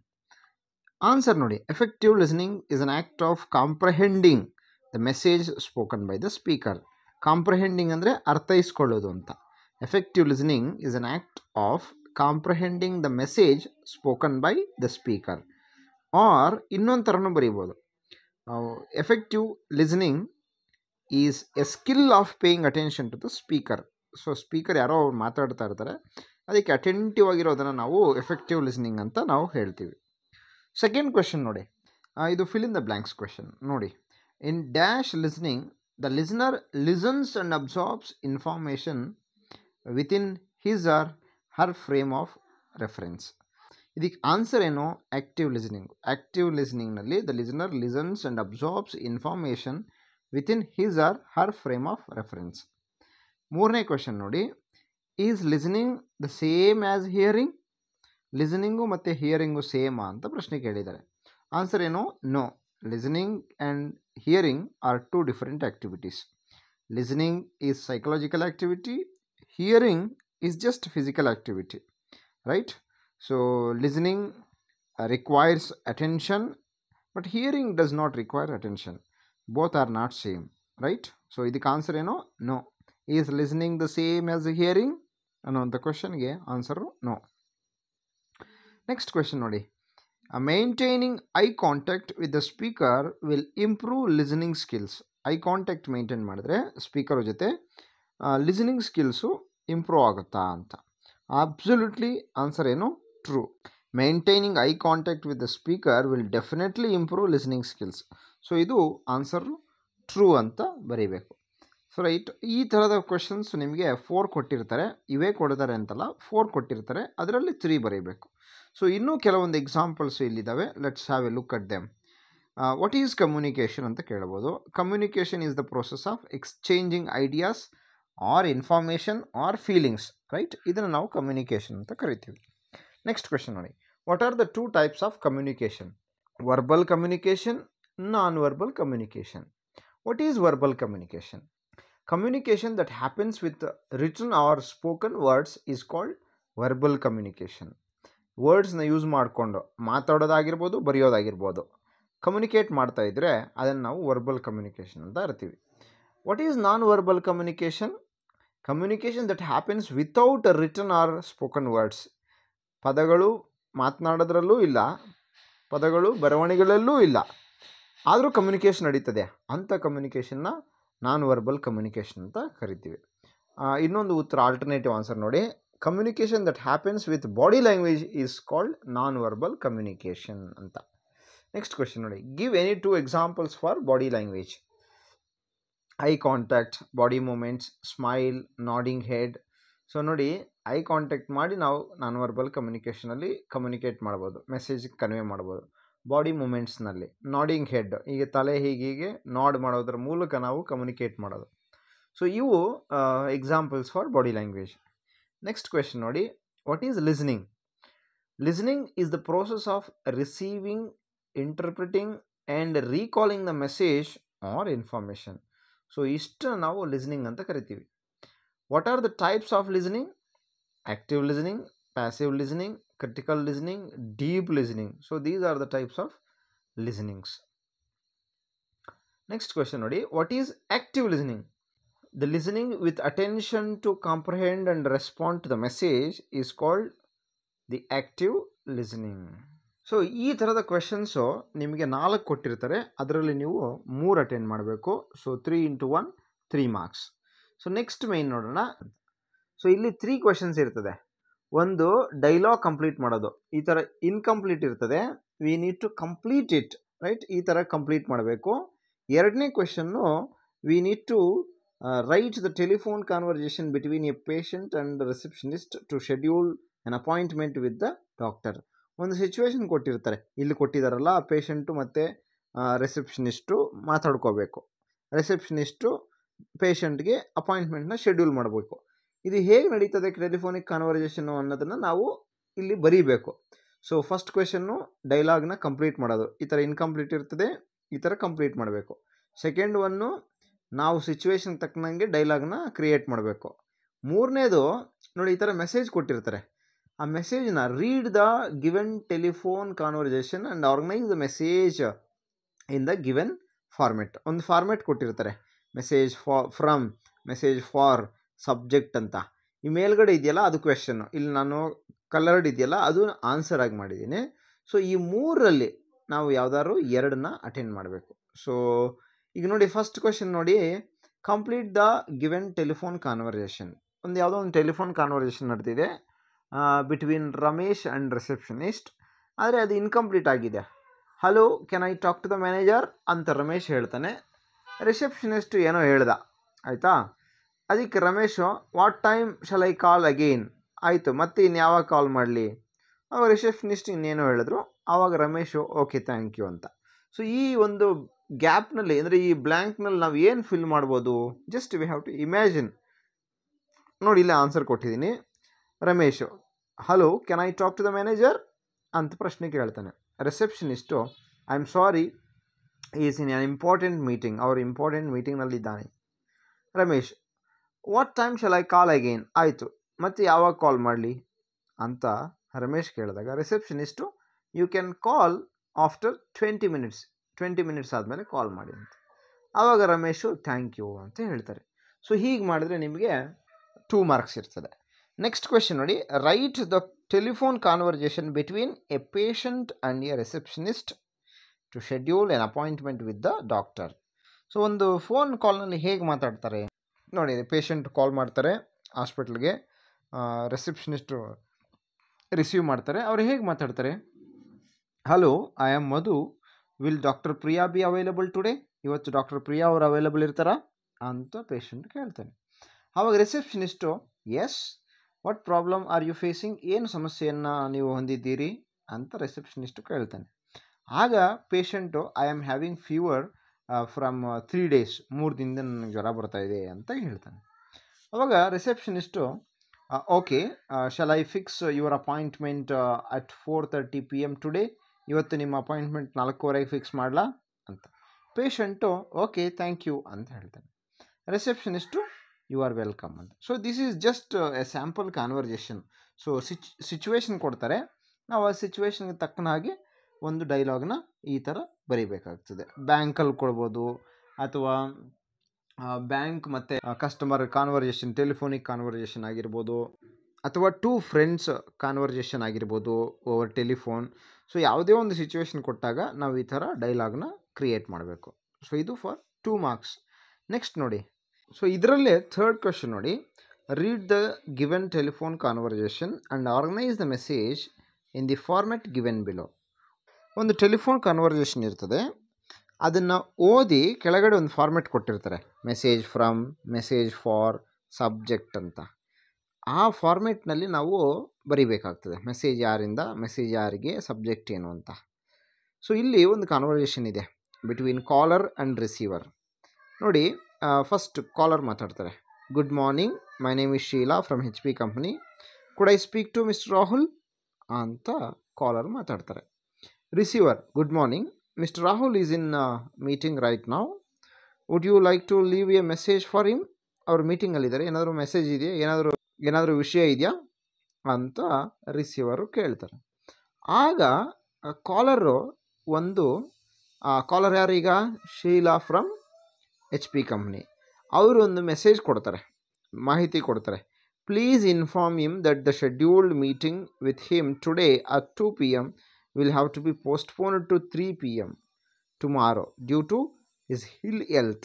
ಅವ್ರಿಗೆ ಹುಷಾರಿಲ್ಲದೆ ಇರೋ ಕಾರಣ 2 o'clock ಇವತ್ತಿದ್ದ ಮೀಟಿಂಗು ನಾಳೆ 3 o'clock ಶೆಡ್ಯೂಲ್ ಆಗಿದೆ, ಅದನ್ನು ತಿಳಿಸ್ಬಿಡಿ.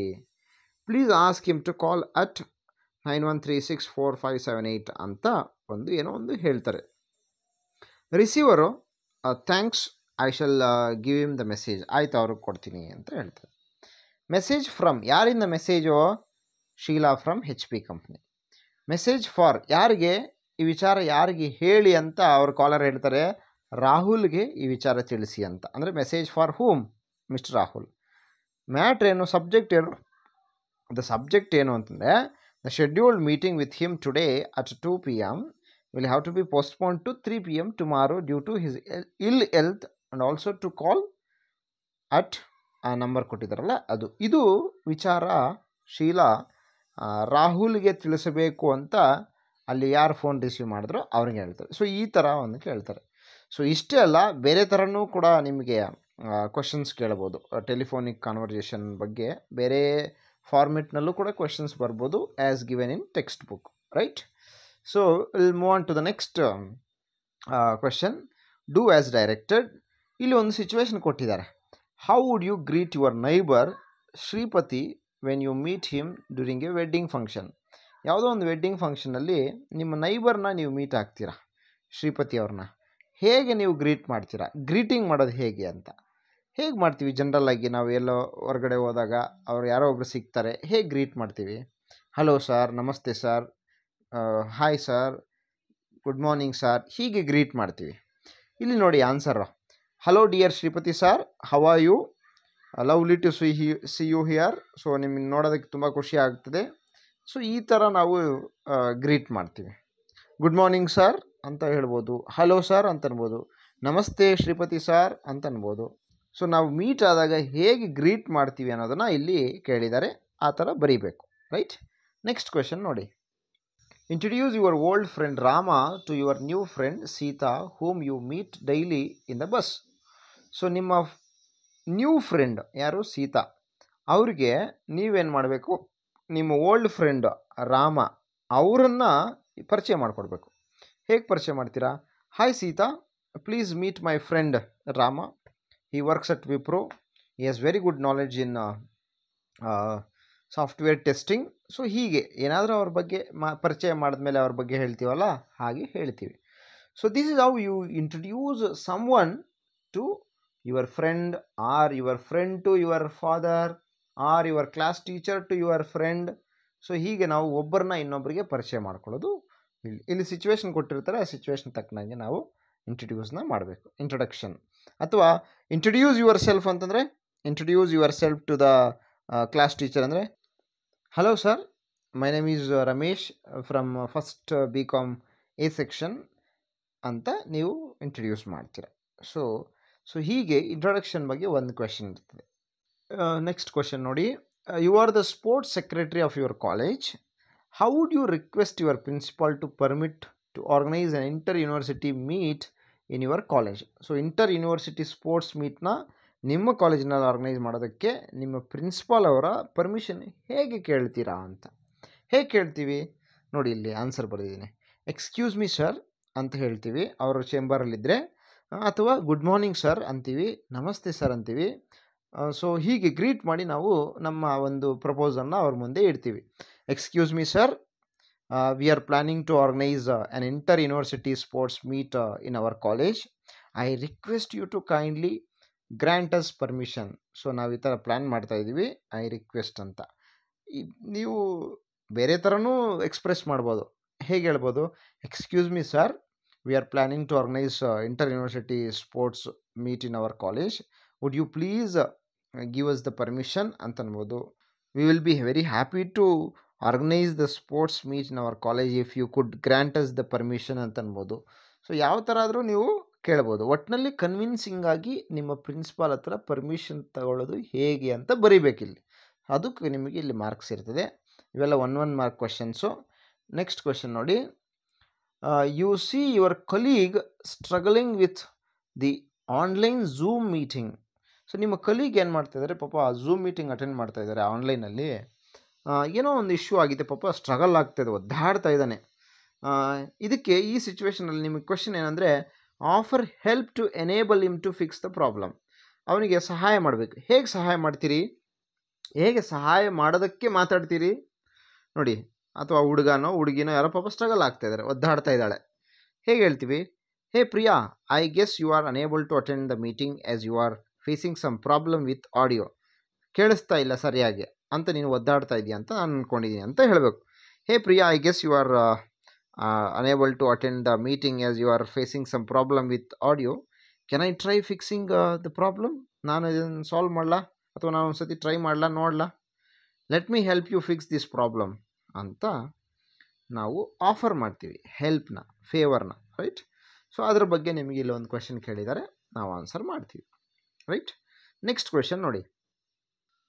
Ask permission from your teacher to go for practice during class hours. ನಿಮ್ಗೆ ಯಾವುದೋ ಒಂದು ಕಾಂಪಿಟೇಷನ್ ಇದೆ, ಡಾನ್ಸ್ ಕಾಂಪಿಟೇಷನ್ನು, ಸ್ಪೋರ್ಟ್ಸ್ ಕಾಂಪಿಟೇಷನ್ನು, ಅಥವಾ ಯಾವುದೋ ಬೇರೆ ಕಾಂಪಿಟೇಷನ್ ಇದೆ. ಅದನ್ನು ಪ್ರಾಕ್ಟೀಸ್ ಮಾಡೋದಕ್ಕೆ ಸ್ವಲ್ಪ ಟೈಮ್ ಬೇಕು, ಆದರೆ ಯಾವುದೋ ಒಂದು ಕ್ಲಾಸ್ ನಡೀತಾ ಇದೆ. ಹೇಗೆ ಕೇಳ್ತೀರಾ ಟೀಚರ್ನ ಪರ್ಮಿಷನ್ನು? ಕನ್ವಿನ್ಸಿಂಗಾಗಿ ಕೇಳಬೇಕು, ಯಾಕೆಂದರೆ ಅವ್ರು ಪರ್ಮಿಷನ್ ಕೊಡಬೇಕು ಪ್ರಾಕ್ಟೀಸ್ಗೆ ಹೋಗೋಕ್ಕೆ. ಹೇಗೆ ಕೇಳ್ತೀವಿ? ಎಕ್ಸ್ಕ್ಯೂಸ್ ಮೀ ಸರ್, ಅಥವಾ excuse me ma'am, we have a dance competition tomorrow, can we go for practice? ಅಥವಾ can you please let us go and have our practice ಅಂತ ನಾವು ಪೊಲೈಟಾಗಿ would you please give us permission to go and have our practice ಅಂತ ನಾವು ಪೊಲೈಟಾಗಿ ಕೇಳಬೇಕು. So ಆ ಥರ ಕೇಳೋದಕ್ಕೆ ಇಲ್ಲಿ ನಿಮಗೆ ಒಂದು ಮಾರ್ಕ್ ಕ್ವಶನ್ ಕೊಟ್ಟಿದ್ದಾರೆ.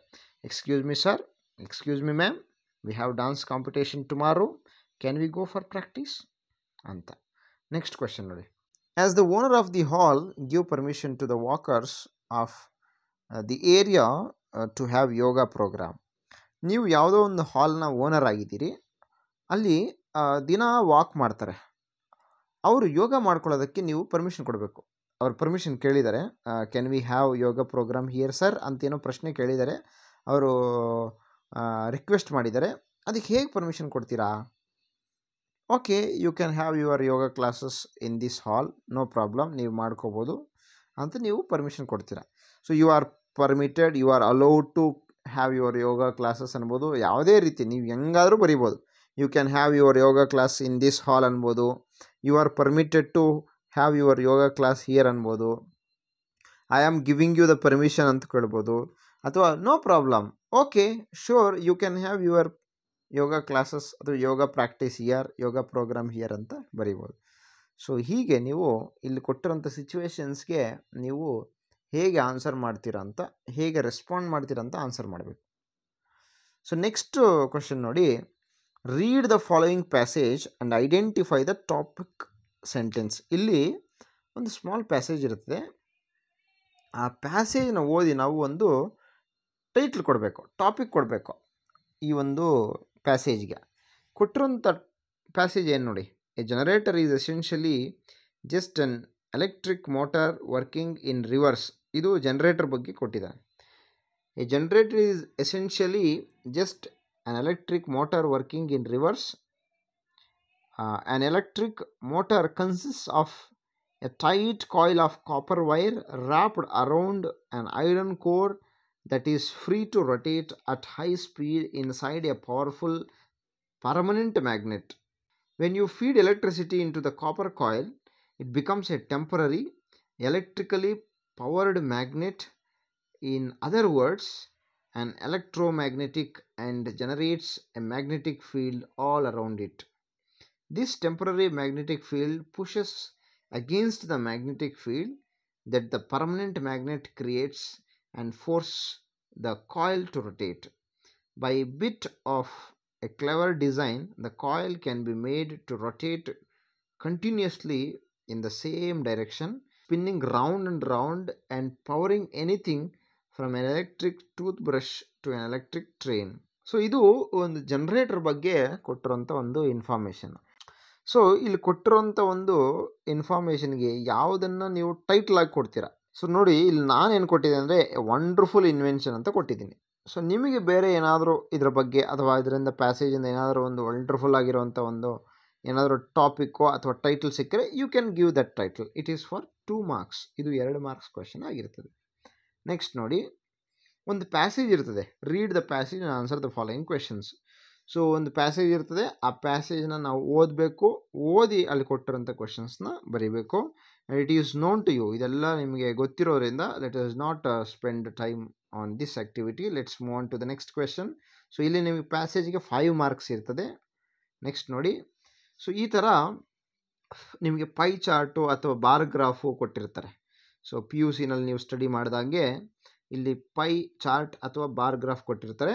ಈ ಡೇಟಾನ ನಾವು ಸ್ಟಡಿ ಮಾಡಿ ಇಂಟರ್ಪ್ರೇಟ್ ಮಾಡಿ ನಾವು ಈ ಥರ ಪ್ಯಾಸೇಜ್ಗೆ ಕನ್ವರ್ಟ್ ಮಾಡಬೇಕು, ಪ್ಯಾರಾಗ್ರಾಫ್ನಲ್ಲಿ ಬರೀಬೇಕು.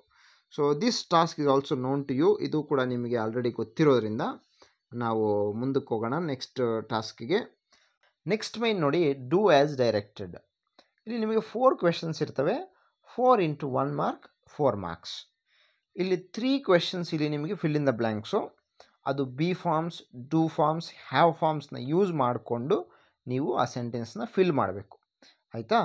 ನೆಕ್ಸ್ಟ್ ಒನ್ನು 4th ಕ್ವೆಶನ್ನು ನೆಗೆಟಿವಲ್ಲಿ ಬರೀಬೇಕು. ಕೊಟ್ಟಿರ್ತಾರೆ ಪಾಸಿಟಿವ್ ಸೆಂಟೆನ್ಸ್ ಕೊಟ್ಟಿರ್ತಾರೆ, ಅದನ್ನು ನೆಗೆಟಿವ್ ಬರೀಬೇಕು. ಸೊ ಫಸ್ಟು ಈ ಫಿಲ್ ಇನ್ ದ ಬ್ಲ್ಯಾಂಕ್ಸ್ ಕಡೆ ನೋಡೋಣ. ಇಲ್ಲಿ do forms, be forms, have ಫಾರ್ಮ್ಸ್ನ ಯೂಸ್ ಮಾಡಿಕೊಂಡು ಫಿಲ್ ಇನ್ ದ ಬ್ಲ್ಯಾಂಕ್ಸ್ನ ಮಾಡಬೇಕು. 3 ಮಾರ್ಕ್ಸ್ ಪಕ್ಕ ಕ್ವೆಶನ್ ಇದು. ಇದನ್ನು ಆನ್ಸರ್ ಮಾಡೋದಕ್ಕೆ we should have the knowledge of be forms, do forms and have forms. So ನಾವು let us learn about these helping verbs. ಯಾವುದು be verb, do verb, have ವರ್ಬ್ಸ್ನ ನಾವು ಫಸ್ಟ್ ಸ್ಟಡಿ ಮಾಡಿ ನಾವು ಆಮೇಲೆ ಈ ಕ್ವೆಶನ್ಸ್ನ ಆನ್ಸರ್ ಮಾಡೋಣ. ಸೊ ನಮಗೆ ಇಂಗ್ಲೀಷ್ನಲ್ಲಿ ಹೆಲ್ಪಿಂಗ್ ವರ್ಬ್ಸು ಬಿ ವರ್ಬ್ಸ್ ಇದ್ದಾವೆ, ಡೂ ವರ್ಬ್ಸ್ ಇದ್ದಾವೆ, ಹ್ಯಾವ್ ವರ್ಬ್ಸ್ ಇದ್ದಾವೆ, ಮಾಡಲ್ ಆಕ್ಸಿಲರಿ ವರ್ಬ್ಸ್ ಇದ್ದಾವೆ.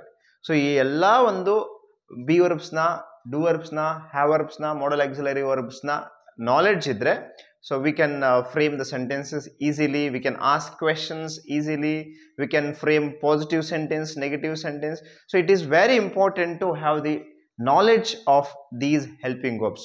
So ನಮಗೆ ಈಗ ಹೆಲ್ಪಿಂಗ್ ವರ್ಬ್ಸ್ನಲ್ಲಿ ಫಸ್ಟ್ ಬರುವಂಥದ್ದು B verbs. So we will start with B verbs. ಈಗ ಬಿ ವರ್ಬ್ಸ್ನಲ್ಲಿ ಏನೇನಿದಾವೆ ಅದನ್ನು ಯಾವಾಗ ಬಳಸಬೇಕು, ಆಮೇಲೆ ಡೂ ವರ್ಬ್ಸ್ ಯಾವ್ಯಾವ ಇದಾವೆ ಅದನ್ನು ಯಾವಾಗ ಬಳಸಬೇಕು, ಹೇಗೆ ಬಳಸಬೇಕು ಅನ್ನೋದನ್ನ ಒಂದೊಂದಾಗಿ ತಿಳ್ಕೊಳ್ಳೋಣ. ಫಸ್ಟ್ ನಾವು ಬಿ ವರ್ಬ್ಸ್ನ ನೋಡೋಣ. ಸೊ ಈಗ ಬಿ ವರ್ಬ್ಸ್ನಲ್ಲಿ ನಮಗೆ ಪ್ರೆಸೆಂಟ್ ಟೆನ್ಸ್ನಲ್ಲಿ ಈಸ್, ಆಮ್, ಆರ್ ಅಂತ ಪ್ರೆಸೆಂಟ್ ಬಿ ವರ್ಬ್ಸ್ ಇದಾವೆ. ಪಾಸ್ಟ್ ಟೆನ್ಸ್ನಲ್ಲಿ ವಾಸ್ ಮತ್ತೆ ವರ್ ಅನ್ನುವಂಥ ಪಾಸ್ಟ್ ಬಿ ವರ್ಬ್ಸ್ ಇದಾವೆ. ಸೊ ಈ ಒಂದು ಪ್ರೆಸೆಂಟ್ ಬಿ ವರ್ಬ್ಸ್ನ ಯಾವಾಗ ಹೇಗೆ ಬಳಸ್ತೀವಿ, ಪಾಸ್ಟ್ ಬಿ ವರ್ಬ್ಸ್ನ ಯಾವಾಗ ಮತ್ತೆ ಹೇಗೆ ಬಳಸ್ತೀವಿ, ಯಾಕೆ ಬಳಸ್ತೀವಿ ಅನ್ನೋದನ್ನ ಇವಾಗ ನೋಡೋಣ ವಿತ್ ಸಮ್ ಎಕ್ಸಾಂಪಲ್ಸ್. ಅದಕ್ಕೆ ಮುಂಚೆ ಫಸ್ಟ್ ನಾವು ಬಿ ಅಂದ್ರೆ ಏನು ಅಂತ ತಿಳ್ಕೊಳ್ಳೋಣ. ಬಿ ಅಂದ್ರೆ ಕನ್ನಡದಲ್ಲಿ ಇರು ಅಂತ.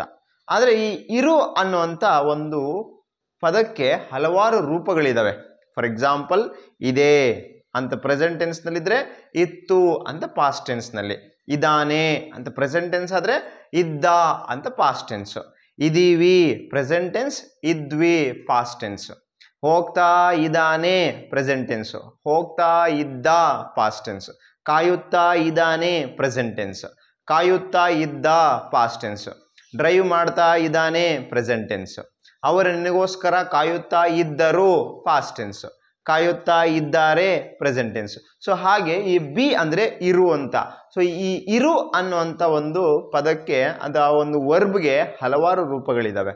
ಸೊ ಈಗ ಈ ಪ್ರೆಸೆಂಟ್ ಬಿ ವರ್ಬ್ಸ್ನ ಹೇಗೆ ಯಾವಾಗ ಬಳಸಬೇಕು, ಪಾಸ್ಟ್ ಬಿ ವರ್ಬ್ಸ್ನ ಯಾವಾಗ ಹೇಗೆ ಅಂತ ಬಳಸಬೇಕು ಅಂತ ನೋಡೋಣ. ಈ ಪ್ರೆಸೆಂಟ್ ಟೆನ್ಸ್ ಬಿ ವರ್ಬ್ಸ್ನಲ್ಲಿ ಯಾವ ಇದಾವೆ, ಈಸ್, ಆಮ್, ಆರ್ ಇದಾವೆ. ಸೊ ಈಗ ಯಾವಾಗ ಬಳಸ್ತೀವಿ ಇದನ್ನ, we use is, am, are in present tense. ಒಂದು ವೇಳೆ ಸೆಂಟೆನ್ಸು ಪ್ರೆಸೆಂಟ್ ಟೆನ್ಸ್ನಲ್ಲಿದ್ದರೆ ಸೊ ಈಸ್, ಆಮ್, ಆರ್ನ ಬಳಸ್ತೀವಿ. ಈ ಮೂರು ಇದಾವಲ್ವಾ, ಮೂರನ್ನು ಬಳಸ್ತೀವ? ನೋ. ಒಂದು ವೇಳೆ ಸಬ್ಜೆಕ್ಟ್ ಏನಾದರೂ ಸಿಂಗ್ಯುಲರ್ ಇದ್ದರೆ ಆವಾಗ ನಾವು ಈಸ್ ಅನ್ನುವಂಥ ಬಿ ವರ್ಬ್ಸ್ ಬಳಸ್ತೀವಿ. ಫಾರ್ ಎಕ್ಸಾಂಪಲ್, ರಮೇಶ್ ನನಗೋಸ್ಕರ ಕಾಯುತ್ತಾ ಇದ್ದಾನೆ ಅಂತ ಹೇಳ್ಬೇಕು ಅನ್ಕೊಳ್ಳಿ. ಅವಾಗ ರಮೇಶ್ ಈಸ್ ಸಿಂಗ್ಯುಲರ್ ಆಗಿದ್ರೆ, ಸಬ್ಜೆಕ್ಟ್ ಸಿಂಗ್ಯುಲರ್ ಆಗಿದ್ರೆ ಈಸ್ ಅಂತ ಹೇಳ್ತೀವಿ. ಆಮ್ ಯಾವಾಗ ಬಳಸ್ತೀವಿ, ಐ ಇದ್ದಾಗ ಮಾತ್ರ ಪ್ರೆಸೆಂಟ್ ಟೆನ್ಸ್ನಲ್ಲಿ ನಾವು ಆಮ್ ಅನ್ನೋದನ್ನು ಬಳಸ್ತೀವಿ. ಫಾರ್ ಎಕ್ಸಾಂಪಲ್, ನಾನು ಈಗ ಒಂದು ಮೂವಿನ ನೋಡ್ತಾ ಇದ್ದೀನಿ ಅಂತ ಹೇಳಬೇಕು. I am watching a movie, I am watching a movie ಅಂತ, ನೋಡ್ತಾ ಇದ್ದೀನಿ ಅಂತ. ನೋಡ್ತಾ ಇದ್ದೆ ಅಂತಂದರೆ ಐ ವಾಸ್ ವಾಚಿಂಗ್ ಅಂತ ಬರ್ತದೆ. ಆರ್ ಯಾವಾಗ ಬಳಸ್ತೀವಿ ಅಂತಂದರೆ, ಸೆಂಟೆನ್ಸ್ ಏನಾದರೂ ಪ್ರೆಸೆಂಟ್ ಟೆನ್ಸ್ನಲ್ಲಿದ್ದು ಆ ಸೆಂಟೆನ್ಸ್ನಲ್ಲಿ ಸಬ್ಜೆಕ್ಟ್ ಪ್ಲೂರಲ್ ಇದ್ದರೆ, ಫಾರ್ ಎಕ್ಸಾಂಪಲ್ ವಿದ್ಯಾರ್ಥಿಗಳು ಅಂತಿದ್ದ ಅನ್ಕೊಳ್ಳಿ, ಸ್ಟೂಡೆಂಟ್ಸ್ ಅಂತ. ಸ್ಟೂಡೆಂಟ್ಸು ನನಗೋಸ್ಕರ ಕಾಯುತ್ತಾ ಇದ್ದಾರೆ ಅಂತ ಹೇಳ್ಬೇಕು ಅನ್ಕೊಳ್ಳಿ. ಇದ್ದಾರೆ, ಕಾಯುತ್ತಾ ಇದ್ದಾರೆ, ಯಾರು? ವಿದ್ಯಾರ್ಥಿಗಳು ಅಂದರೆ ಪ್ಲೂರಲ್. ಸ್ಟೂಡೆಂಟ್ಸ್ ಅವಾಗ ಏನಾಗಬೇಕು, ಆರ್ ಅಂತ ಬಳಸಬೇಕು, ರೈಟ್? ಅವರು ಬ್ಯುಸಿಯಾಗಿದ್ದಾರೆ ಅಂತ ಹೇಳ್ಬೇಕು ಅನ್ಕೊಳ್ಳಿ, ದೇ ಆರ್ ಬ್ಯುಸಿ ಅಂತ. ಅವರು, ದೇ ಆರ್ ಬ್ಯುಸಿ ಅಂತ ಹೇಳಿ. ಅವನು ಬ್ಯುಸಿಯಾಗಿದ್ದಾನೆ ಅಂತ ಹೇಳ್ಬೇಕು ಅನ್ಕೊಳ್ಳಿ, ಅವಾಗ ಈ ಈಸ್ ಬ್ಯುಸಿ ಅಂತ ಹೇಳ್ತೀವಿ. ಅವರು, ದೇ ಆರ್ ಬ್ಯುಸಿ ಅಂತ ಹೇಳ್ತೀವಿ. ಇದು ಪ್ರೆಸೆಂಟ್ ಟೆನ್ಸ್ನಲ್ಲಿ ಬರುವಂಥ ಒಂದು ಬಿ ವರ್ಬ್ಸ್. ಪಾಸ್ಟ್ ಟೆನ್ಸ್ನಲ್ಲಿ ನಮಗೆ ವಾಸ್ ಮತ್ತು ವರ್ ಅಂತ ಬಿ ವರ್ಬ್ಸ್ ಇದ್ದಾವೆ. ವಾಸ್ ಅನ್ನು ಸಬ್ಜೆಕ್ಟ್ ಸಿಂಗ್ಯುಲರ್ ಇದ್ದಾಗ, ಯಾವುದೋ ಒಂದು ಸಬ್ಜೆಕ್ಟ್ ಇದ್ದಾಗ, ಫಾರ್ ಎಕ್ಸಾಂಪಲ್ ರವಿ, ಮನೋಜ್, ಅಥವಾ ಐ ಪಾಸ್ಟ್ ಟೆನ್ಸ್ನಲ್ಲಿ ಐ, ಅಥವಾ ಸ್ಟೂಡೆಂಟ್, ಅಥವಾ ಹಿ, ಶಿ, ಇಟ್ ಆ ಥರ ಇದ್ದಾಗ, ಸಬ್ಜೆಕ್ಟ್ ಸಿಂಗ್ಯುಲರ್ ಇದ್ದಾಗ ಪಾಸ್ಟ್ ಟೆನ್ಸ್ನಲ್ಲಿ ನಾವು ವಾಸ್ ಅಂತ ಬಳಸ್ತೀವಿ, ರೈಟ್? ನವೀನು ನಿನ್ನೆ ಬಾಂಬೆನಲ್ಲಿ ಇದ್ದ ಅಂತ ಹೇಳ್ಬೇಕು ಅನ್ಕೊಳ್ಳಿ, ನವೀನ್ ವಾಸ್ ಇನ್ ಬಾಂಬೆ ಅಂತ. ನನ್ನ ಫ್ರೆಂಡ್ಸು ಬಾಂಬೆನಲ್ಲಿ ಇದ್ದರು ಅಂತ ಹೇಳ್ಬೇಕು ಅನ್ಕೊಳ್ಳಿ, my friends were in Bombay ಅಂತ ಹೇಳಬೇಕು. ಅವರು ಕ್ರಿಕೆಟ್ ಆಡುತ್ತಾ ಇದ್ದರು ಅಂತ ಹೇಳ್ಬೇಕು ಅನ್ಕೊಳ್ಳಿ, ದೇ ವರ್ ಪ್ಲೇಯಿಂಗ್ ಕ್ರಿಕೆಟ್ ಅಂತ ಹೇಳ್ತೀವಿ. ಅವನು ಕ್ರಿಕೆಟ್ ಆಡುತ್ತಾ ಇದ್ದ ಅಂತ ಹೇಳ್ಬೇಕು ಅನ್ಕೊಳ್ಳಿ, ಹಿ ವಾಸ್ ಪ್ಲೇಯಿಂಗ್ ಕ್ರಿಕೆಟ್. ಅವನು ಅಳುತ್ತಾ ಇದ್ದ ಅಂದರೆ ಪಾಸ್ಟ್ ಟೆನ್ಸು, ಅವಾಗಲೇ ಅವನು ಅಳುತ್ತಾ ಇದ್ದ ಅನ್ಬೇಕು ಅನ್ಕೊಳ್ಳಿ, ಅವಾಗ ಹೇಗೆ ಹೇಳಬೇಕು, ಹಿ ವಾಸ್ ಕ್ರೈಯಿಂಗ್ ಅಂತ. Student was absent, many students were absent ಅಂತ ಯಾವಾಗ ಪಾಸ್ಟ್ ಟೆನ್ಸ್ನಲ್ಲಿ. ಅದೇ ಪ್ರೆಸೆಂಟ್ ಟೆನ್ಸ್ನಲ್ಲಿ ಆದರೆ Naveen is present, Naveen and Sunil ಅಥವಾ ಸ್ಟೂಡೆಂಟ್ಸ್ ಅಥವಾ ವಿ ಅಥವಾ ದೇ ಅಂತ ಬಂದಾಗ they are present, we are present, he is present, ಹೀಗೆ ನಾವು ಬಳಸ್ತೀವಿ. So we will take some examples and with the examples we will have better understanding. So ಇಲ್ಲಿ ನಮಗೆ ಕೆಲವು ಸೆಂಟೆನ್ಸಸ್ ಇದ್ದಾವೆ. So they are incomplete. Let us complete these sentence with the correct be forms. ಅಂದರೆ be ವರ್ಬ್ಸ್ನ ನಾವು ಸರಿಯಾದ ರೀತಿಯಲ್ಲಿ ಬಳಸ್ಕೊಂಡು ಈ ಸೆಂಟೆನ್ಸಸ್ನ ಪೂರ್ಣಗೊಳಿಸೋಣ. ಮೊದಲನೇ ಸೆಂಟೆನ್ಸ್ ಏನು, ಈಗ ಕನ್ನಡದಲ್ಲಿ ನೋಡೋಣ ನೋಡಿ. ಪ್ರೇಮ ಒಂದು ಸಿನಿಮಾ ನೋಡುತ್ತಿದ್ದಾಳೆ. ನೋಡುತ್ತಿದ್ದಾಳೆ ಈಸ್ ಪ್ರೆಸೆಂಟ್ ಟೆನ್ಸ್. ಪ್ರೆಸೆಂಟ್ ಟೆನ್ಸ್ನಲ್ಲಿ ನಮ್ಗೆ ಯಾವ ಬಿ ವರ್ಬ್ಸ್ ಇದಾವೆ? Is, am, are. ಸೊ ಇಲ್ಲಿ ಯಾರು ನೋಡ್ತಾ ಇರೋದು? ಪ್ರೇಮ. ಪ್ರೇಮ ಅನ್ನೋದು ಸಿಂಗ್ಯುಲರ್ ಆಗಿರೋದ್ರಿಂದ ಸಿಂಗ್ಯುಲರ್ ಇದ್ದಾಗ ಯಾವ ಬಿ ವರ್ಬ್ ಹಾಕಬೇಕು? ಈಸ್ ಅಂತ ಬಿ ವರ್ಬ್ ಹಾಕಬೇಕು. ಯಾವಾಗ? ಪ್ರೆಸೆಂಟ್ ಟೆನ್ಸ್ನಲ್ಲಿ, ರೈಟ್? ಸೊ ಈಗ Prema is watching a movie ಅನ್ನೋದು ಸರಿಯಾದ ಉತ್ತರ ಆಗತ್ತೆ. ನೆಕ್ಸ್ಟ್ ಸೆಂಟೆನ್ಸ್ ನೋಡಿ. ವಿದ್ಯಾರ್ಥಿಗಳು ಆಟವಾಡುತ್ತಿದ್ದಾರೆ. ಆಟ ಆಡ್ತಾ ಇದ್ದಾರೆ. ಇದ್ದರು ಅಲ್ಲ, ಇದ್ದಾರೆ ಅಂದರೆ ಪ್ರೆಸೆಂಟ್ ಟೆನ್ಸ್ ಅಲ್ವಾ? ಸೊ ಪ್ರೆಸೆಂಟ್ ಟೆನ್ಸ್ನಲ್ಲಿ ಈಸ್, ಆಮ್, ಆರ್. ಸೊ ಈ ಮೂರು ವರ್ಬ್ಸ್ ಇದ್ದಾವೆ. ಆದರೆ ಈಗ ವಿದ್ಯಾರ್ಥಿಗಳು ಅನ್ನೋದು ಪ್ಲೂರಲ್ ಆಗಿರೋದ್ರಿಂದ, ಪ್ಲೂರಲ್ ಸಬ್ಜೆಕ್ಟ್ ಇದ್ದಿದ್ದರಿಂದ, ಸ್ಟೂಡೆಂಟ್ಸ್ ಅಂತ ಇರೋದ್ರಿಂದ ನಾವಿಲ್ಲಿ ಆರ್ ಅನ್ನೋಂಥ ಬಿ ವರ್ಬ್ ಹಾಕಬೇಕು. ಸ್ಟೂಡೆಂಟ್ಸ್ ಆರ್ ಪ್ಲೇಯಿಂಗ್ ಅಂತ ಬರ್ತದೆ. ನೆಕ್ಸ್ಟ್ ಸೆಂಟೆನ್ಸ್ ನೋಡಿ. ನನ್ನ ಫೋನ್ ಟೇಬಲ್ ಮೇಲೆ ಇದೆ ಅಂತ ಇದೆ, ರೈಟ್? ಸೊ ಇದೆ ಅಂತಂದರೆ ಏನು? ಪ್ರೆಸೆಂಟ್ ಟೆನ್ಸ್ ಅಲ್ವಾ? ಸೊ ನನ್ನ ಫೋನು ಯಾವುದಿರೋದು?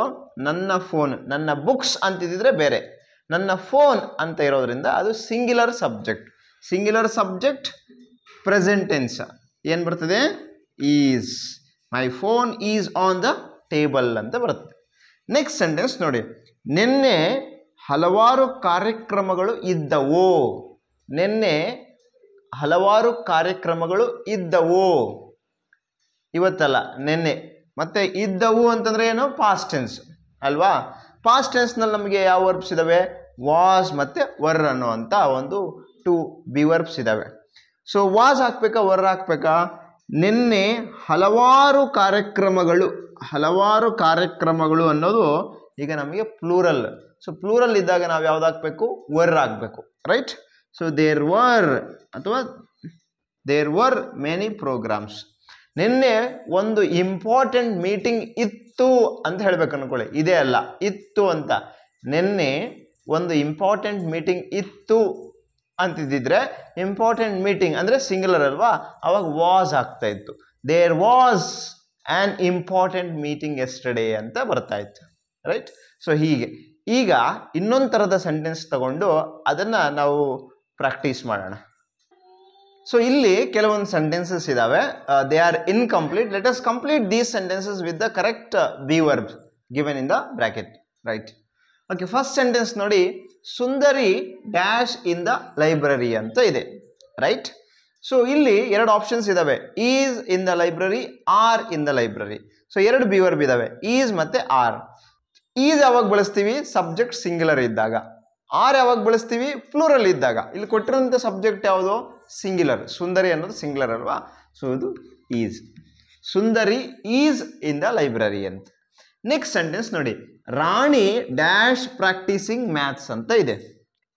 ಇಲ್ಲಿ 2 ಬಿ ವರ್ಬ್ಸ್ ಇದ್ದಾವೆ, ವಾಸ್ ಮತ್ತು ವರ್ ಅಂತ. ಸೊ ಸಿಂಗ್ಯುಲರ್ ಇದ್ದೆ ಪಾಸ್ಟ್ ಟೆನ್ಸ್ನಲ್ಲಿ ನಾವು ವಾಸ್ ಹಾಕ್ತೀವಿ. ಪ್ಲೂರಲ್ ಇದ್ದರೆ ಪಾಸ್ಟ್ ಟೆನ್ಸ್ನಲ್ಲಿ ವರ್ ಅಂತ ಬಳಸ್ತೀವಿ. ರಾಣಿ ಪ್ರಾಕ್ಟೀಸ್ ಮಾಡ್ತಾ ಇದ್ದಳು ಅಂತ ಅರ್ಥ ಇದು, ರೈಟ್? ಸೊ ಸಿಂಗ್ಯುಲರ್ ಅಲ್ವಾ? ಸಿಂಗ್ಯುಲರ್ ಇದ್ದಾಗ was. Rani was practising maths ಅಂತ ಬರ್ತದೆ. ನೆಕ್ಸ್ಟ್ ಸೆಂಟೆನ್ಸ್ ನೋಡಿ. One of my friends. ನೋಡಿ, ಒನ್ ಆಫ್ ಮೈ ಫ್ರೆಂಡ್ ಅಲ್ಲ, ಒನ್ ಆಫ್ ಮೈ ಫ್ರೆಂಡ್ಸ್ ಅಂತ ಹೇಳಬೇಕು. ಒನ್ ಆಫ್ ಮೈ ಫ್ರೆಂಡ್ಸ್ ಅಂದರೆ ಏನು? ನನ್ನ ಸ್ನೇಹಿತರಲ್ಲಿ ಒಬ್ಬ ಅಥವಾ ಒಬ್ಬಳು ಅಂತ. ನನಗೆ ಅನೇಕ ಮಂದಿ ಸ್ನೇಹಿತರಿದ್ದಾರೆ, ಅದರಲ್ಲಿ ಒಬ್ಬ ಅಂತ. ಒನ್ ಆಫ್ ದಿ ವಿಲೇಜರ್ಸ್ ಅಂತಂದರೆ ಊರಿನವರಲ್ಲಿ ಒಬ್ಬ ಅಂತ. ಒನ್ ಆಫ್ ದಿ ಸ್ಟೂಡೆಂಟ್ಸ್ ಅಂತಂದರೆ ವಿದ್ಯಾರ್ಥಿಗಳಲ್ಲಿ ಒಬ್ಬರು ಅಥವಾ ಒಬ್ಬನು, ಒಬ್ಬಳು ಅಂತ. ಸೊ ಇಲ್ಲಿ ಸೆಂಟೆನ್ಸ್ ನೋಡಿ. One of my friends dash in Delhi. ಅಂದ್ರೆ ಏನು, ನನಗೆ ಸ್ನೇಹಿತರಿದ್ದಾರೆ, ಹಲವಾರು ಸ್ನೇಹಿತರಿದ್ದಾರೆ, ಅದರಲ್ಲಿ ಒಬ್ಬ ಸ್ನೇಹಿತ ಎಲ್ಲಿದ್ದಾನೆ, ಡೆಲ್ಲಿನಲ್ಲಿ ಇದ್ದಾನೆ ಅಂತ ಅರ್ಥ ಬರ್ತದೆ. ಸೊ ಸಬ್ಜೆಕ್ಟ್ ಯಾವುದಿಲ್ಲಿ, ಫ್ರೆಂಡ್ಸಾ, ಒನ್ ಆಫ್ ಮೈ ಫ್ರೆಂಡ್ಸಾ, one of my friends, not all my friends, only one of my friends. ಅಂದ್ರೆ ಸ್ನೇಹಿತರಲ್ಲಿ ಒಬ್ಬ, ಅಂದ್ರೆ ಸಿಂಗ್ಯುಲರ್ ಪ್ಲೂರಲ್ಲ, singular. Present tense past tense, ಇದು ಪ್ರೆಸೆಂಟ್ ಟೆನ್ಸ್ ಬಿ ವರ್ಬ್ಸ್ ಇರೋದ್ರಿಂದ ಸೊ ಸಿಂಗ್ಯುಲರ್ ಇದ್ರೆ ಈಸ್ ಹಾಕ್ತಿವಿ, ಪ್ಲೂರಲ್ ಇದ್ರೆ ಆರ್ ಹಾಕ್ತಿವಿ. ಒನ್ ಆಫ್ ಮೈ ಫ್ರೆಂಡ್ಸ್ ಅಂದ್ರೆ ಸ್ನೇಹಿತರಲ್ಲಿ ಒಬ್ಬ ಅಂದ್ರೆ ಸಿಂಗ್ಯುಲರ್ ಆಗಿರೋದ್ರಿಂದ one of my friends is ಅಂತ ಅನ್ಬೇಕು. One of my friends is in Delhi, one of the students is missing ಅಂತ ಅನ್ಬೇಕು, ರೈಟ್? ಅದು ಸಿಂಗ್ಯುಲರ್ ಸಬ್ಜೆಕ್ಟ್. ನೆಕ್ಸ್ಟ್ ನೋಡಿ, ಡ್ಯಾಶ್ ಪಾರ್ವತಿ ಕಮಿಂಗ್ ಟುಡೇ. ನೋಡಿ ಇದು ಕ್ವೆಶನ್, ಇದು ಎಸ್ ಆರ್ ನ question. Dash Parvati coming today ಅಂತ ಆಯಿತು. ಇದರಲ್ಲಿ ನಮಗೆ ಎರಡು ಬಿ ವರ್ಬ್ಸ್ ಇದಾವೆ, ಈಸ್ ಮತ್ತೆ ಆರ್ ಅಂತ. ಇದ್ರ ಯಾವ್ದು ಹಾಕ್ಬೇಕು, ಪಾರ್ವತಿ ಅನ್ನೋದು ಸಿಂಗ್ಯುಲರ್ ಆಗಿರೋದ್ರಿಂದ ಅಲ್ಲಿ ಕೊಟ್ಟಿರುವಂಥದ್ದು singular be verb is, plural be verb are ಅಂತ. ಯಾವ್ದು ಬಳಸಬೇಕು, ಈಸ್ ಹಾಕ್ಬೇಕು, since it is singular. Is Parvati coming today, ಇವತ್ತು ಪಾರ್ವತಿ ಬರ್ತಾ ಇದ್ದಾಳ ಅಂತ, ರೈಟ್? ನೆಕ್ಸ್ಟ್ ಸೆಂಟೆನ್ಸ್ ನೋಡಿ, ಡ್ಯಾಶ್ ದೇ ಪ್ರೆಸೆಂಟ್ ಎಸ್ಟರ್ಡೇ. ಅವರು ಪ್ರೆಸೆಂಟ್ ಆಗಿದ್ರ ಎಸ್ಟರ್ಡೇ ಅಂತ ಪಾಸ್ಟ್ ಟೆನ್ಸ್ ಅಲ್ವಾ, ಅಲ್ಲಿ ನೋಡಿ ವಾಸ್ ಮತ್ತೆ ವರ್ ಇದೆ, ಇಲ್ಲಿ ದೇ ಅಂತ ಪ್ಲೂರಲ್ ಇರೋದ್ರಿಂದ ವರ್ ಹಾಕ್ಬೇಕು, ವರ್ ದೇ ಪ್ರೆಸೆಂಟ್ ಎಸ್ಟರ್ಡೇ ಅಂತ, ರೈಟ್? ಇನ್ನೊಂದು ಸೆಂಟೆನ್ಸ್ ನೋಡೋಣ, ವೈ ಹಿ ಅನ್ನೋದು ಸಿಂಗ್ಯುಲರ್ ಆಗಿರೋದ್ರಿಂದ ಈಸ್ ಹಾಕ್ತೀವಿ, right? Why is he waiting there, ನೋಡಿ ಕ್ವೆಶನ್. ಸೊ ಕ್ವೆಶನ್ ಮಾಡಬೇಕಾದ್ರೂ ಈ ಬಿ ವರ್ಬ್ಸ್ ಬೇಕಾಗತ್ತೆ, ಸೆಂಟೆನ್ಸಸ್ ಫ್ರೇಮ್ ಮಾಡಬೇಕಾದ್ರೂ ಕೂಡ ಬಿ ವರ್ಬ್ಸ್ ಬೇಕಾಗತ್ತೆ, ಟೈಮ್ನ ಕರೆಕ್ಟಾಗಿ ಕನ್ವೆ ಮಾಡಬೇಕಂದ್ರೂ ಕೂಡ ಬಿ ವರ್ಬ್ಸ್ ಬೇಕಾಗತ್ತೆ. ನೋಡಿ ಇಲ್ಲಿ ಈಸ್ ಪಾರ್ವತಿ ಕಮಿಂಗ್ ಟುಡೇ ಅಂತಂದ್ರೆ ನೋಡಿ ಈಸ್ ಅಂತ ಬಳಸ್ತಾ ಇದೀವಿ ಅಂದ್ರೆ ಪ್ರೆಸೆಂಟ್ ಟೆನ್ಸ್, ಅಂದ್ರೆ ಟೆನ್ಸ್ನ ನಾವು ಕನ್ವೆ ಮಾಡ್ತಾ ಇದೀವಿ. ಪಾರ್ವತಿ ಬರ್ತಾ ಇದ್ದಾಳ ಅಂತ, ವಾಸ್ ಅಂತ ಹಾಕಿದ್ರೆ ಪಾರ್ವತಿ ಬರ್ತಾ ಇದ್ಲಾ ಅಂತ ಬರ್ತದೆ. ಸೊ ಟೈಮಿಂಗು ಕೂಡ ಕನ್ವೆ ಮಾಡ್ಬೇಕಾದ್ರೆ ನಾವು ಈ ಹೆಲ್ಪಿಂಗ್ ವರ್ಬ್ಸ್ನ ಯೂಸ್ ಮಾಡ್ತೀವಿ. ಸೊ ಇದಿಷ್ಟು ಬಿ ವರ್ಬ್ಸು. ಈಗ ಡೂ ವರ್ಬ್ಸ್ನ ನಾವು ಸ್ಟಡಿ ಮಾಡೋಣ, ಹೇಗೆ ಮತ್ತೆ ಎಲ್ಲಿ ಬಳಸಬೇಕು ಅನ್ನೋದನ್ನ ವಿ ವಿಲ್ ಸ್ಟಡಿ ನಾವು. ಸೊ ಈಗ ಡೂ ವರ್ಬ್, ಬಿ ವರ್ಬ್ ಆಯ್ತು. ಈಗ ನೆಕ್ಸ್ಟ್ ಡೂ ವರ್ಬ್ಸ್. ಈ ಡೂ ವರ್ಬ್ನ ಹೇಗೆ, ಎಲ್ಲಿ, ಯಾವಾಗ ಬಳಸಬೇಕು ಅನ್ನೋದನ್ನ ಸ್ಟಡಿ ಮಾಡೋಣ. ಆಕ್ಚುಲಿ ಈ ಡೂ ಅನ್ನುವಂಥ ಡೂ ವರ್ಬ್ಗೆ ಎರಡು ಫಂಕ್ಷನ್ಸ್ ಇದಾವೆ. ಒಂದು ಹೆಲ್ಪಿಂಗ್ ವರ್ಬ್ ಆಗಿ ಕೆಲಸ ಮಾಡ್ತದೆ, we are discussing helping verbs. ನಾವು ಹೆಲ್ಪಿಂಗ್ ವರ್ಬ್ ಆಗಿ ಯೂಸ್ ಮಾಡ್ತೀವಿ. ಇನ್ನೊಂದು ತುಂಬ ಇಂಪಾರ್ಟೆಂಟ್ ಆಗಿ ಈ ಡೂ ಅನ್ನೋದು ಮೇನ್ ವರ್ಬ್ ಆಗು ಕೆಲಸ ಮಾಡ್ತದೆ. ಹೇಗೆ, ಐ ಡೂ, ಹಿ ಡಸ್, ಅಂದರೆ ಐ ಡೂ ವರ್ಕ್ ಅಂತ ಹೇಳ್ತೀವಲ್ವಾ, ಅವನು ಮಾಡಿದ್ದದು, ಹಿ ಡಿಡ್ ದಿಸ್ ಅಂತ ಹೇಳ್ತೀವಲ್ವಾ. ಸೊ ಮಾಡು ಅನ್ನೋದು ಇಲ್ಲಿ ಅರ್ಥ ಕೊಡ್ತದೆ ಈ ಡೂ ಅನ್ನೋಂಥ ಒಂದು ವರ್ಬ್. ಹೆಲ್ಪಿಂಗ್ ವರ್ಬ್ನಲ್ಲಿ ನಾವು ಡೂ, ಡಸ್, ಡಿಡ್ ಅನ್ನೋದನ್ನ ನಾವು ಸೆಂಟೆನ್ಸಸ್ನಲ್ಲಿ ಕ್ವೆಶನ್ ಮಾಡಬೇಕಾದ್ರೆ, ನೆಗೆಟಿವ್ ಸೆಂಟೆನ್ಸ್ ಫ್ರೇಮ್ ಮಾಡಬೇಕಾದ್ರೆ ನಾವು ಬಳಸ್ತೀವಿ ಈ ಹೆಲ್ಪಿಂಗ್ ವರ್ಬ್ ಡೂ ಅನ್ನೋದನ್ನ. ಅದೇ ಮೇನ್ ವರ್ಬ್ ಆಗಿ ಯೂಸ್ ಮಾಡಿದ್ರೆ ಅದರ ಅರ್ಥ ಏನು ಅಂದರೆ ಮಾಡು, ನಾನು ಮಾಡ್ತೀನಿ, ಐ ಡೂ, ಮಾಡಿದೆ, ಐ ಡಿಡ್. ಡನ್ ಯಾವಾಗ ಬಳಸ್ತೀವಿ ನೋಡಿ, ಡನ್ ಬಳಸ್ಬೇಕಾದ್ರೆ ಒಂದು ಕಂಡೀಷನ್ ಇದೆ, ಹ್ಯಾವ್ ವರ್ಬ್ ಹಾಕಬೇಕು, ಐ ಹ್ಯಾವ್ ಡನ್ ಅನ್ಬೇಕು.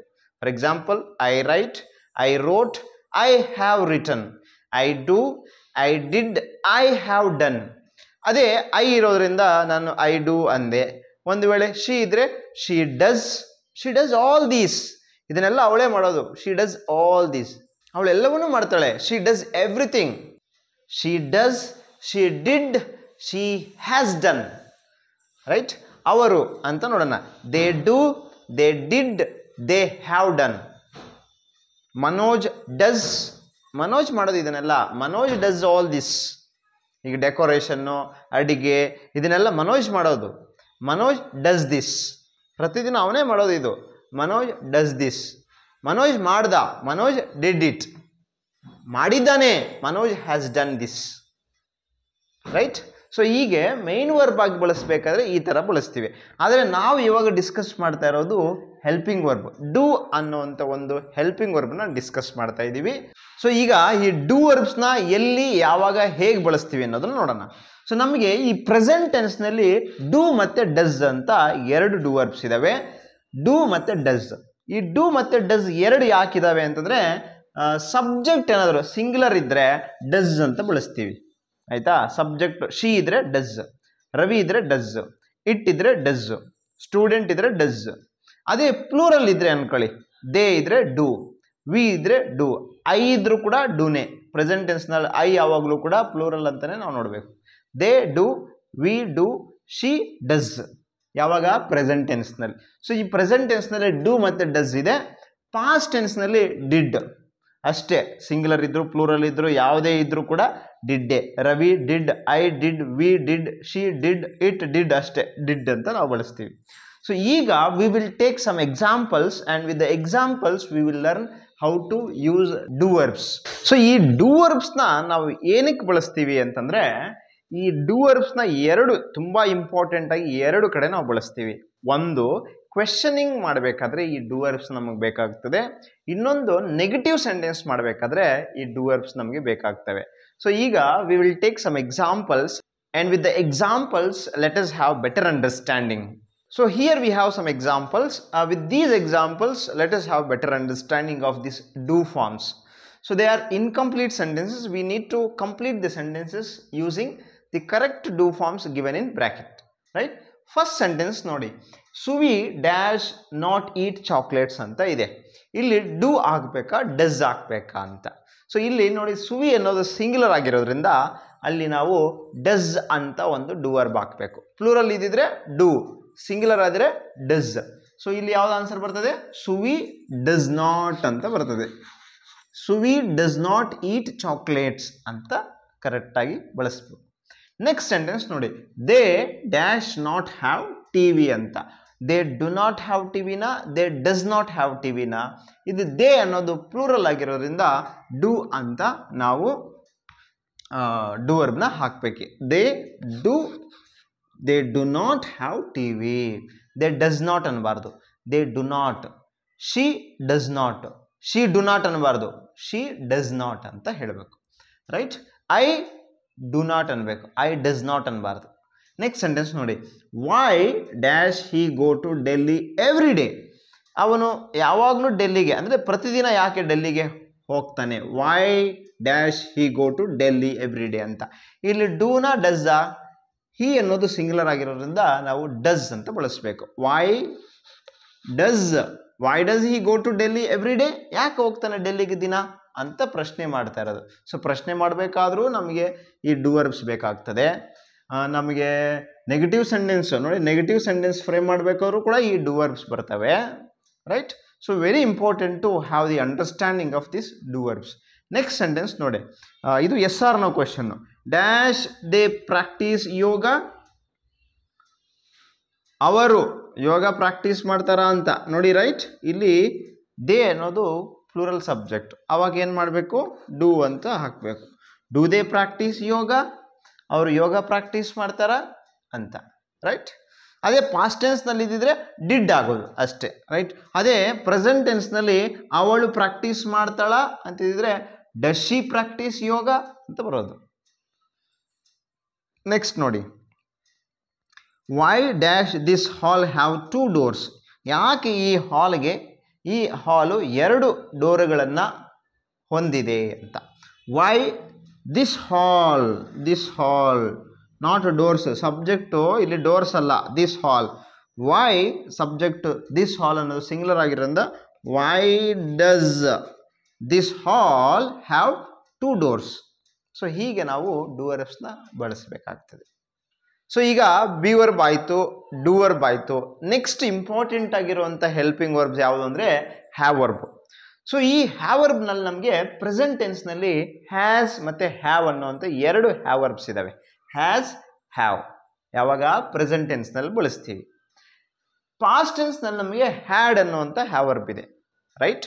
ಸೊ ಈ ಪ್ರೆಸೆಂಟ್ ಟೆನ್ಸ್ನಲ್ಲಿ ಯಾಕೆ 2 ಬಳಸ್ತೀವಿ ಅಂದರೆ ಸಬ್ಜೆಕ್ಟ್ ಸಿಂಗ್ಯುಲರ್ ಇದ್ದರೆ ಹ್ಯಾಸ್ ಅಂತ ಬಳಸ್ತೀವಿ. Ramesh has, Naveen has, she has ಅಂತ.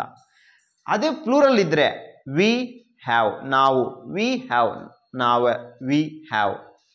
Students have, children have, child has, children have. Villagers have, country has. So ಹೀಗೆ ಸಿಂಗ್ಯುಲರ್ ಇದ್ದರೆ ಹ್ಯಾಸ್, ಪ್ಲೂರಲ್ ಇದ್ದರೆ ಹ್ಯಾವ್ ಬಳಸ್ತೀವಿ. ಅದೇ ಪಾಸ್ಟ್ ಟೆನ್ಸ್ ಅಂದ್ಕೊಳ್ಳಿ, ಸಿಂಗ್ಯುಲರ್ ಇದ್ದರೂ ಹ್ಯಾಡೇ, ಪ್ಲೂರಲ್ ಇದ್ರೂ ಹ್ಯಾಡೆ. ಸೊ ಇದು ಈ ಒಂದು ಪ್ರೆಸೆಂಟ್ ಮತ್ತು ಪಾಸ್ಟ್ ಟೆನ್ಸ್ನಲ್ಲಿರುವಂಥ ಹ್ಯಾವ್ ವರ್ಬ್ಸ್. ಇವುಗಳನ್ನು ಹೇಗೆ ಯಾವಾಗ ಬಳಸ್ತೀವಿ ಅಂತಂದರೆ, ಈ ಹ್ಯಾವ್ಗೆ like do form. So this have also has got two functions. So it acts as both helping verb and main verb. ಇದು ಹೆಲ್ಪಿಂಗ್ ವರ್ಬ್ ಆಗೂ ಕೆಲಸ ಮಾಡ್ತದೆ ಸೆಂಟೆನ್ಸ್ನಲ್ಲಿ, ಅಂದರೆ ಟೆನ್ಸ್ನ ಕರೆಕ್ಟಾಗಿ ಕೊಡೋದಕ್ಕೆ, ಕ್ವೆಶನ್ ಮಾಡೋದಕ್ಕೆ, ಇದನ್ನೆಲ್ಲ ನಾವು ಹೆಲ್ಪಿಂಗ್ ವರ್ಬ್ನಲ್ಲಿ ಬಳಸ್ತೀವಿ. ಮೇನ್ ವರ್ಬ್ ಆಗು ಕೂಡ ಕೆಲಸ ಮಾಡ್ತದೆ. ಮೇನ್ ವರ್ಬ್ನಲ್ಲಿ ಈ ಹ್ಯಾವ್ನ ಬಳಸೋದಾದರೆ ಅದರ ಅರ್ಥ ಏನು ಅಂತಂದರೆ ಹೊಂದು ಅಂತ.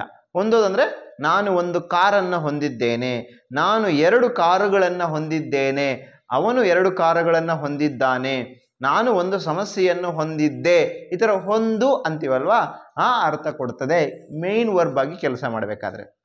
ಅದೇ ಹೆಲ್ಪಿಂಗ್ ವರ್ಬ್ ಆಗಬೇಕಾದ್ರೆ ಬೇರೆ ಥರ we will have some sentences, right. ಅವನು ಒಂದು ಕಾರನ್ನು ಹೊಂದಿದ್ದಾನೆ, he has a car. Ramesh ಒಂದು ದೊಡ್ಡ ಮನೆಯನ್ನು ಹೊಂದಿದ್ದಾನೆ, Ramesh has a big house.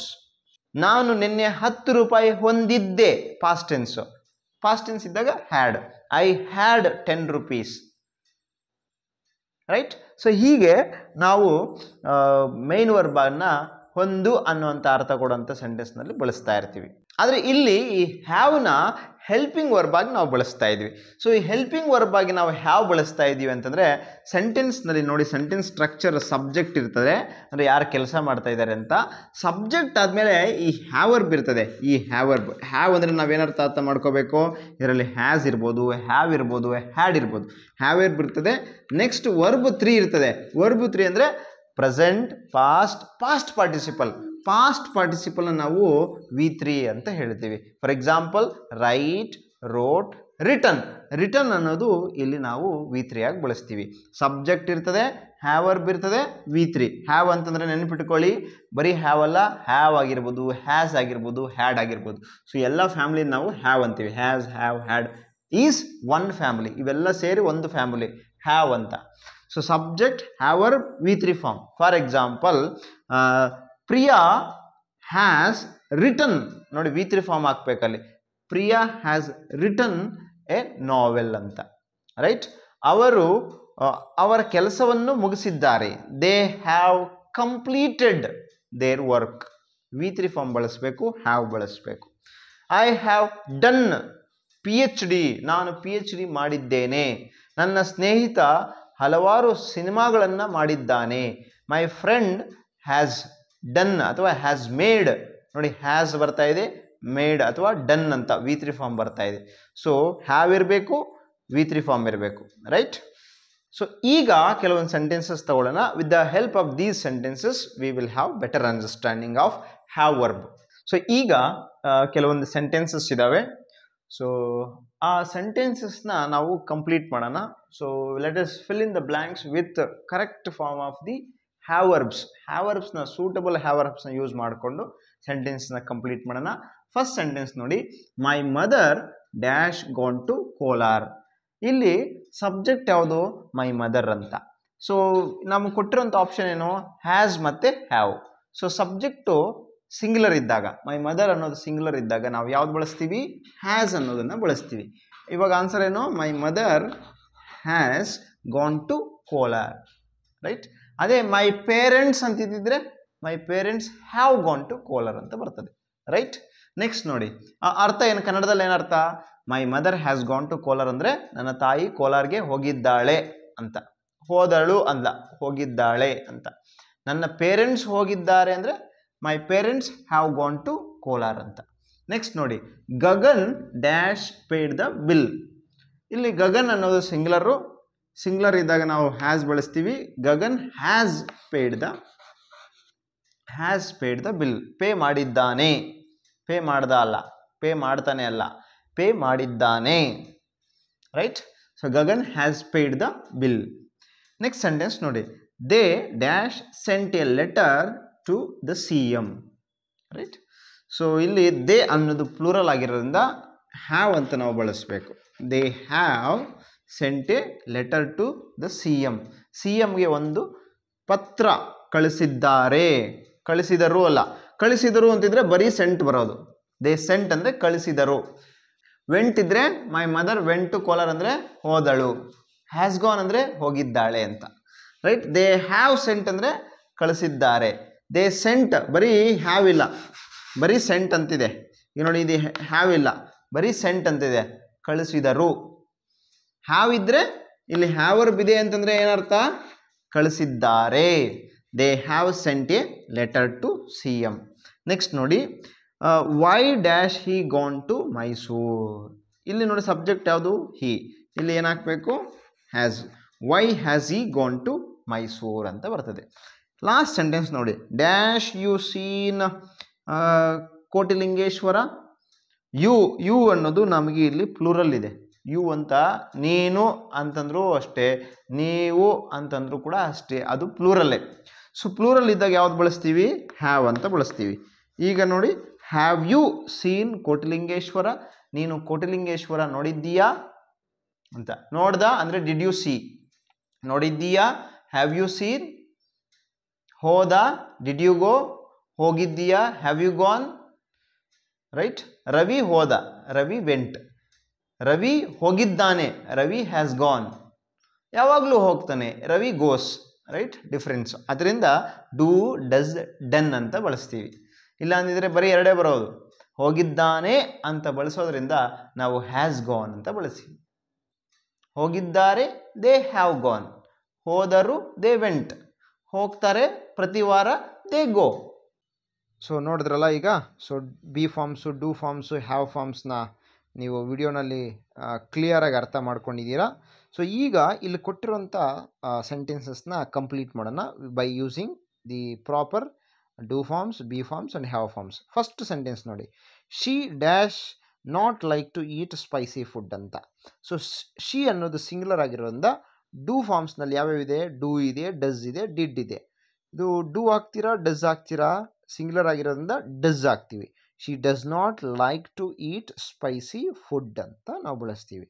Next ನೋಡಿ, choose the correct form of be to complete this sentence. They dash going to the park today. They ಅನ್ನೋದು ಪ್ಲೂರಲ್ ಆಗಿರೋದ್ರಿಂದ they are going to the park today ಅನ್ಬೇಕು. Yesterday ಅಂತಿದ್ದಿದ್ರೆ they were ಅಂತ ಬರ್ತಾ ಇತ್ತು. Right. Fill in the blank with correct form of have verb. Have ವರ್ಬ್ನ ಬಳಸಬೇಕು. He has ಫಿನಿಶ್ಡಾ, have ಫಿನಿಶ್ಡಾ. ಹಿ ಅನ್ನೋದು ಸಿಂಗ್ಯುಲರ್ ಆಗಿರೋದ್ರಿಂದ ಹ್ಯಾಸ್ ಅನ್ನೋದು ಕರೆಕ್ಟ್ ಆನ್ಸರ್ ಆಗುತ್ತೆ. ರೈಟ್. ನೆಕ್ಸ್ಟ್ ನೋಡಿ, rewrite this sentence in negative form. So ನೆಗೆಟಿವಲ್ಲಿ ಹೆಂಗೆ ಬರೆಯೋದು? She has a pet cat ಅಂತ ಇದೆ. ಸೊ ಕೊಟ್ಟಿರೋಂಥ ಪಾಸಿಟಿವ್ ಸೆಂಟೆನ್ಸ್ನ ನೆಗೆಟಿವ್ ಸೆಂಟೆನ್ಸ್ನ ಹೇಗೆ ಫ್ರೇಮ್ ಮಾಡೋದು ಅಂತ. ಸೊ ಈಗ ಪಾಸಿಟಿವ್ ಸೆಂಟೆನ್ಸ್ನ ನೆಗೆಟಿವ್ ಹೇಗೆ ಮಾಡೋದು ಅಂತ. ಸೊ ಇಲ್ಲಿ ನೋಡಿ ಯಾವುದಿದೆ? She has a pet cat ಅಂತ. ಇದಕ್ಕೆ ನೆಗೆಟಿವ್ ಏನು? She does not have A pet cat ಅಂತ. ಸೊ ಹೀಗೆ ನಿಮಗೆ ಇಲ್ಲಿ 4 ಮಾರ್ಕ್ಸ್ ಕ್ವೆಶನ್ಸ್ಗೆ ನೀವು ಆನ್ಸರ್ ನೀವು ಮಾಡಬೇಕು. ಸೊ ಮುಂದಿನ ಪ್ರಶ್ನೆ, fill in the blank with correct article. ನಾನು ಆರ್ಟಿಕಲ್ಸ್ ಬಗ್ಗೆ ಸಪ್ರೇಟ್ ವಿಡಿಯೋ ಮಾಡಿದ್ದೀನಿ, ಸಿಂಪಲಾಗಿ ಎಕ್ಸ್ಪ್ಲೇನ್ ಮಾಡಿದ್ದೀನಿ. ಆ ವಿಡಿಯೋನ ಈ ಡಿಸ್ಕ್ರಿಪ್ಷನ್ ಬಾಕ್ಸ್ನಲ್ಲಿ ಇವಾಗ ನಾನು ಇಡ್ತಾ ಇದ್ದೀನಿ. You please watch that video, you will have better understanding on articles. So ಇಲ್ಲಿ ಕೊಟ್ಟಿರೋಂಥದ್ದು ನೋಡಿ sentence, I saw dash an elephant at the zoo ಅಂತ ಇದೆ. ಸೊ ಐ ಸಾ ಎಲಿಫೆಂಟ್ ಇರೋದ್ರಿಂದ ಒಂದು ಆನೆನ ನೋಡಿದೆ ಅನ್ನೋ ಅರ್ಥ ಬರೋದ್ರಿಂದ ಒಂದು ಆನೆ ಅಂತ ಇರೋದ್ರಿಂದ ಎ ಅಥವಾ ಆ್ಯನ್ ಬಳಸಬೇಕು. ರೈಟ್. ಎ ಅಥವಾ ಆ್ಯನ್ ಬಳಸಬೇಕು. ಇಲ್ಲಿ ಎಲಿಫೆಂಟ್ AEIOU ಅಂದರೆ ಓವೆಲ್ ಸೌಂಡ್ ಮತ್ತು ಓವೆಲ್ ಲೆಟರಿಂದ ಪ್ರಾರಂಭ ಆಗುವಂಥ ಪದಗಳ ಮುಂದೆ ನಾವು ಯಾವುದನ್ನು ಬಳಸ್ತೀವಿ? ಆ್ಯನ್ ಬಳಸ್ತೀವಿ. ಸೊ ಇಲ್ಲಿ ಏನು answer? An. I saw an elephant at the zoo. So article ವಿಡಿಯೋನಲ್ಲಿ ತುಂಬ ಕ್ಲಿಯರಾಗಿ ವಿತ್ ವೆರಿ ಗುಡ್ ಎಕ್ಸಾಂಪಲ್ಸ್, ಒಳ್ಳೆ ಎಕ್ಸಾಂಪಲ್ಸ್ನೆಲ್ಲ ಇಟ್ಟು ವಿಡಿಯೋನ ಮಾಡಿದ್ದೀನಿ. You please watch that video. Next ನೋಡಿ, she is dash best student in the class. ನೋಡಿ ಆನ್ಸರ್ ಈ ಬ್ರ್ಯಾಕೆಟಲ್ಲಿ ಇದಾವಲ್ಲ, ಅದು ಆನ್ಸರ್ಸು. ನಿಮ್ಮ ಕ್ವಶನಲ್ಲಿ ಹಿಂಗಿರಲ್ಲ, ಬರೀ ಸೆಂಟೆನ್ಸಸ್ ಇರ್ತವೆ, ಆನ್ಸರ್ನ ಮಾಡಬೇಕು. ನಾವು ಬ್ರ್ಯಾಕೆಟಲ್ಲಿ ಇಟ್ಟಿರೋದು ನಾನು answer. She is dash best student in the class ಅಂತ. ಇಲ್ಲಿ ಯಾವ್ದು ಹಾಕಬೇಕು? ದ ಹಾಕಬೇಕು. ರೂಲ್ ಏನು ಅಂತಂದರೆ ದ ಬೆಸ್ಟು, ಮೋಸ್ಟು, ರಿಚೆಸ್ಟು, ಸ್ಮಾಲೆಸ್ಟು, ಆ ಥರ ಫೈನೆಸ್ಟು ಅಂತ ಏನಾದರೂ ಸೂಪರ್ಲೇಟಿವ್ ಡಿಗ್ರಿ ಇದ್ದರೆ, fine, finer, finest, rich, richer, richest, beautiful, more beautiful, most beautiful, ಈ ಥರ ಮೋಸ್ಟು, ರಿಚೆಸ್ಟು, ಟಾಲೆಸ್ಟು ಅಂತಿದ್ದರೆ ನಾವು ಡೆಫಿನೆಟ್ ಆರ್ಟಿಕಲ್ ದ ಅನ್ನೋದನ್ನು ಬರೀಬೇಕು, ಯೂಸ್ ಇದನ್ನು ನೆನ್ಪಿಟ್ಕೋಬೇಕು, ಇದನ್ನು ಯೂಸ್ ಮಾಡಬೇಕು. ಸೊ ಈ ಎಲ್ಲ ಥರದ ಎಕ್ಸಾಂಪಲ್ಸ್ನ ಅಲ್ಲಿ ಇಟ್ಟಿದ್ದೀನಿ. You please watch that video. Next ನೋಡಿ, fill in the blank with correct preposition. So ಪ್ರಿಪೋಸಿಷನ್ಸ್ನ ನಾವು ಇಲ್ಲಿ ಯೂಸ್ ಮಾಡ್ಕೊಂಡು ಸೆಂಟೆನ್ಸ್ ಫಿಲ್ ಮಾಡಬೇಕು. The book is on the table, she arrived at the airport early in the morning ಅಂತ ಬರ್ತಿದೆ. So next question ನೋಡಿ, use the correct idioms from the brackets to complete the sentences. ಇಲ್ಲಿ ನೋಡಿ ಕೆಲವೊಂದು idioms ಕೊಟ್ಟಿದ್ದಾರೆ. Feel blue ಅಂತ, feel blue ಅಂದರೆ ಏನೋ ಫೀಲಿಂಗ್ ಸ್ಯಾಡ್ ಅಂತ. ಪುಲ್ ಅಪ್ ಒನ್ಸ್ ಸಾಕ್ಸ್ ಅಂದರೆ ಏನೋ ಶುಡ್ ಸ್ಟಾರ್ಟ್ ವರ್ಕಿಂಗ್ ಅಂತ. ಬ್ಲ್ಯಾಕ್ ಶೀಪ್ ಅಂದರೆ ವರ್ತ್ಲೆಸ್ ಅಂತ, ಅವನ್ನ ವೇಸ್ಟು ಅಂತ ಅವನು. ಇಲ್ಲಿ 2 ಸೆಂಟೆನ್ಸ್ ಕೊಟ್ಟಿದ್ದಾರೆ. ಆ ಸೆಂಟೆನ್ಸ್ಗೆ ಯಾವುದು ಸೂಕ್ತವಾಗಿರುವಂಥ ಇಡಿಯಮ್ಮು ಇಲ್ಲಿ ನಾವು ಬಳಸಬೇಕು ಅಂತ ನೋಡಿ. I will have to dash if I want to complete the work in time. ಇದಕ್ಕೇನು answer? I will have to pull up once ಅಂದರೆ ಒನ್ಸ್ ಅನ್ಬಾರ್ದು, ಇಲ್ಲಿ ಮೈ ಸಾಕ್ಸ್ ಅನ್ಬೇಕು. I will have to pull up my socks ಅಂತ ಅಂದರೆ ಏನು? I will have to start working ಅಂತ ಅರ್ಥ ಬರ್ತದೆ. ನೆಕ್ಸ್ಟ್ ಕ್ವೆಶನ್ ನೋಡಿ, that man is the dash of the family because he is the only one who has not worked hard. ಅವನಷ್ಟು waste ಇನ್ಯಾರೂ ಇಲ್ಲ ಅಂತ. ಅವಾಗ ಯಾವುದು ಆನ್ಸರು? ವರ್ತ್ಲೆಸ್ ಅಂತ. ಆದರೆ ಯಾವುದು ಆನ್ಸರು? ಬ್ಲ್ಯಾಕ್ ಶೀಪ್ ಅಂತ. ಸೊ ಇದನ್ನು ನಾವು ಇಡಿಯಮ್ಸ್ನ ನೋಡ್ಕೊಂಬರಿಬೇಕು. ಸೊ ಇದೇ ಥರ ಕೆಲವೊಂದು ಬೇರೆ ಇಡಿಯಮ್ಸು ಕೊಡ್ತಾರೆ. ಅಟ್ ದಿ 11th hour ಅಂತಂದರೆ ಅಟ್ ದಿ ಲಾಸ್ಟ್ ಮೊಮೆಂಟ್ ಅಂತ. My sister decided to go to Delhi only at the last moment ಅಂತ ಹೇಳ್ತೀವಲ್ಲ, ಹಾಗೆ only at the 11th hour ಅಂತ. Build castle in the air ಅಂತ ಇನ್ನೊಂದು ಇಡಿಯಮ್ ಇದೆ. ಅಂದರೆ ಏನು? ಫಾರ್ಮ್ ಇಮ್ಯಾಜಿನರಿ ಪ್ಲಾನ್ಸ್, ಕನ್ಸ್ ಕಟ್ಟೋದು, ಗಾಳಿಯಲ್ಲಿ ಗೋಡೆಗಳು ಕಟ್ಟೋದು ಅಂತಾರಲ್ಲ ಹಂಗೆ. ರೈಟ್? ಆಗತ್ತಾ? ಆಗಲ್ಲ. ಡೇರ್ ಡೆವಿಲ್ ಅಂದರೆ ಏನು? ಡೇರ್ ಡೆವಿಲ್ ಅಂದರೆ ಏನು? ಡೇರಿಂಗ್ ಆ್ಯಂಡ್ ಫಿಯರ್ಲೆಸ್ ಪರ್ಸನ್ ಅಂತ. ಅರ್ನ್ ಒನ್ಸ್ ಬ್ರೆಡ್ ಅಂದರೆ ಏನು? ಯಾವುದೋ ಒಂದು ಕೆಲಸ ಹೊಟ್ಟೆ ಪಾಡು ಅಂತೀವಲ್ಲ ಅದು. From the bottom of once heart ಅಂದರೆ ತುಂಬ ಸಿನ್ಸಿಯರ್ ಆಗಿ ಅಂತ. ಮೇಕಪ್ ಒನ್ಸ್ ಮೈಂಡ್ ಅಂತಂದರೆ ಡಿಸೈಡ್ ಮಾಡೋದು, ಡಿಟರ್ಮೈನ್ ಮಾಡೋದು ಅಂತ ಅರ್ಥ ಬರ್ತದೆ. ಸೊ ಈ ಥರ ಇಡಿಯಮ್ಸು ನಿಮಗೆ ಇಲ್ಲಿ ಕೊಟ್ಟಿರ್ತಾರೆ.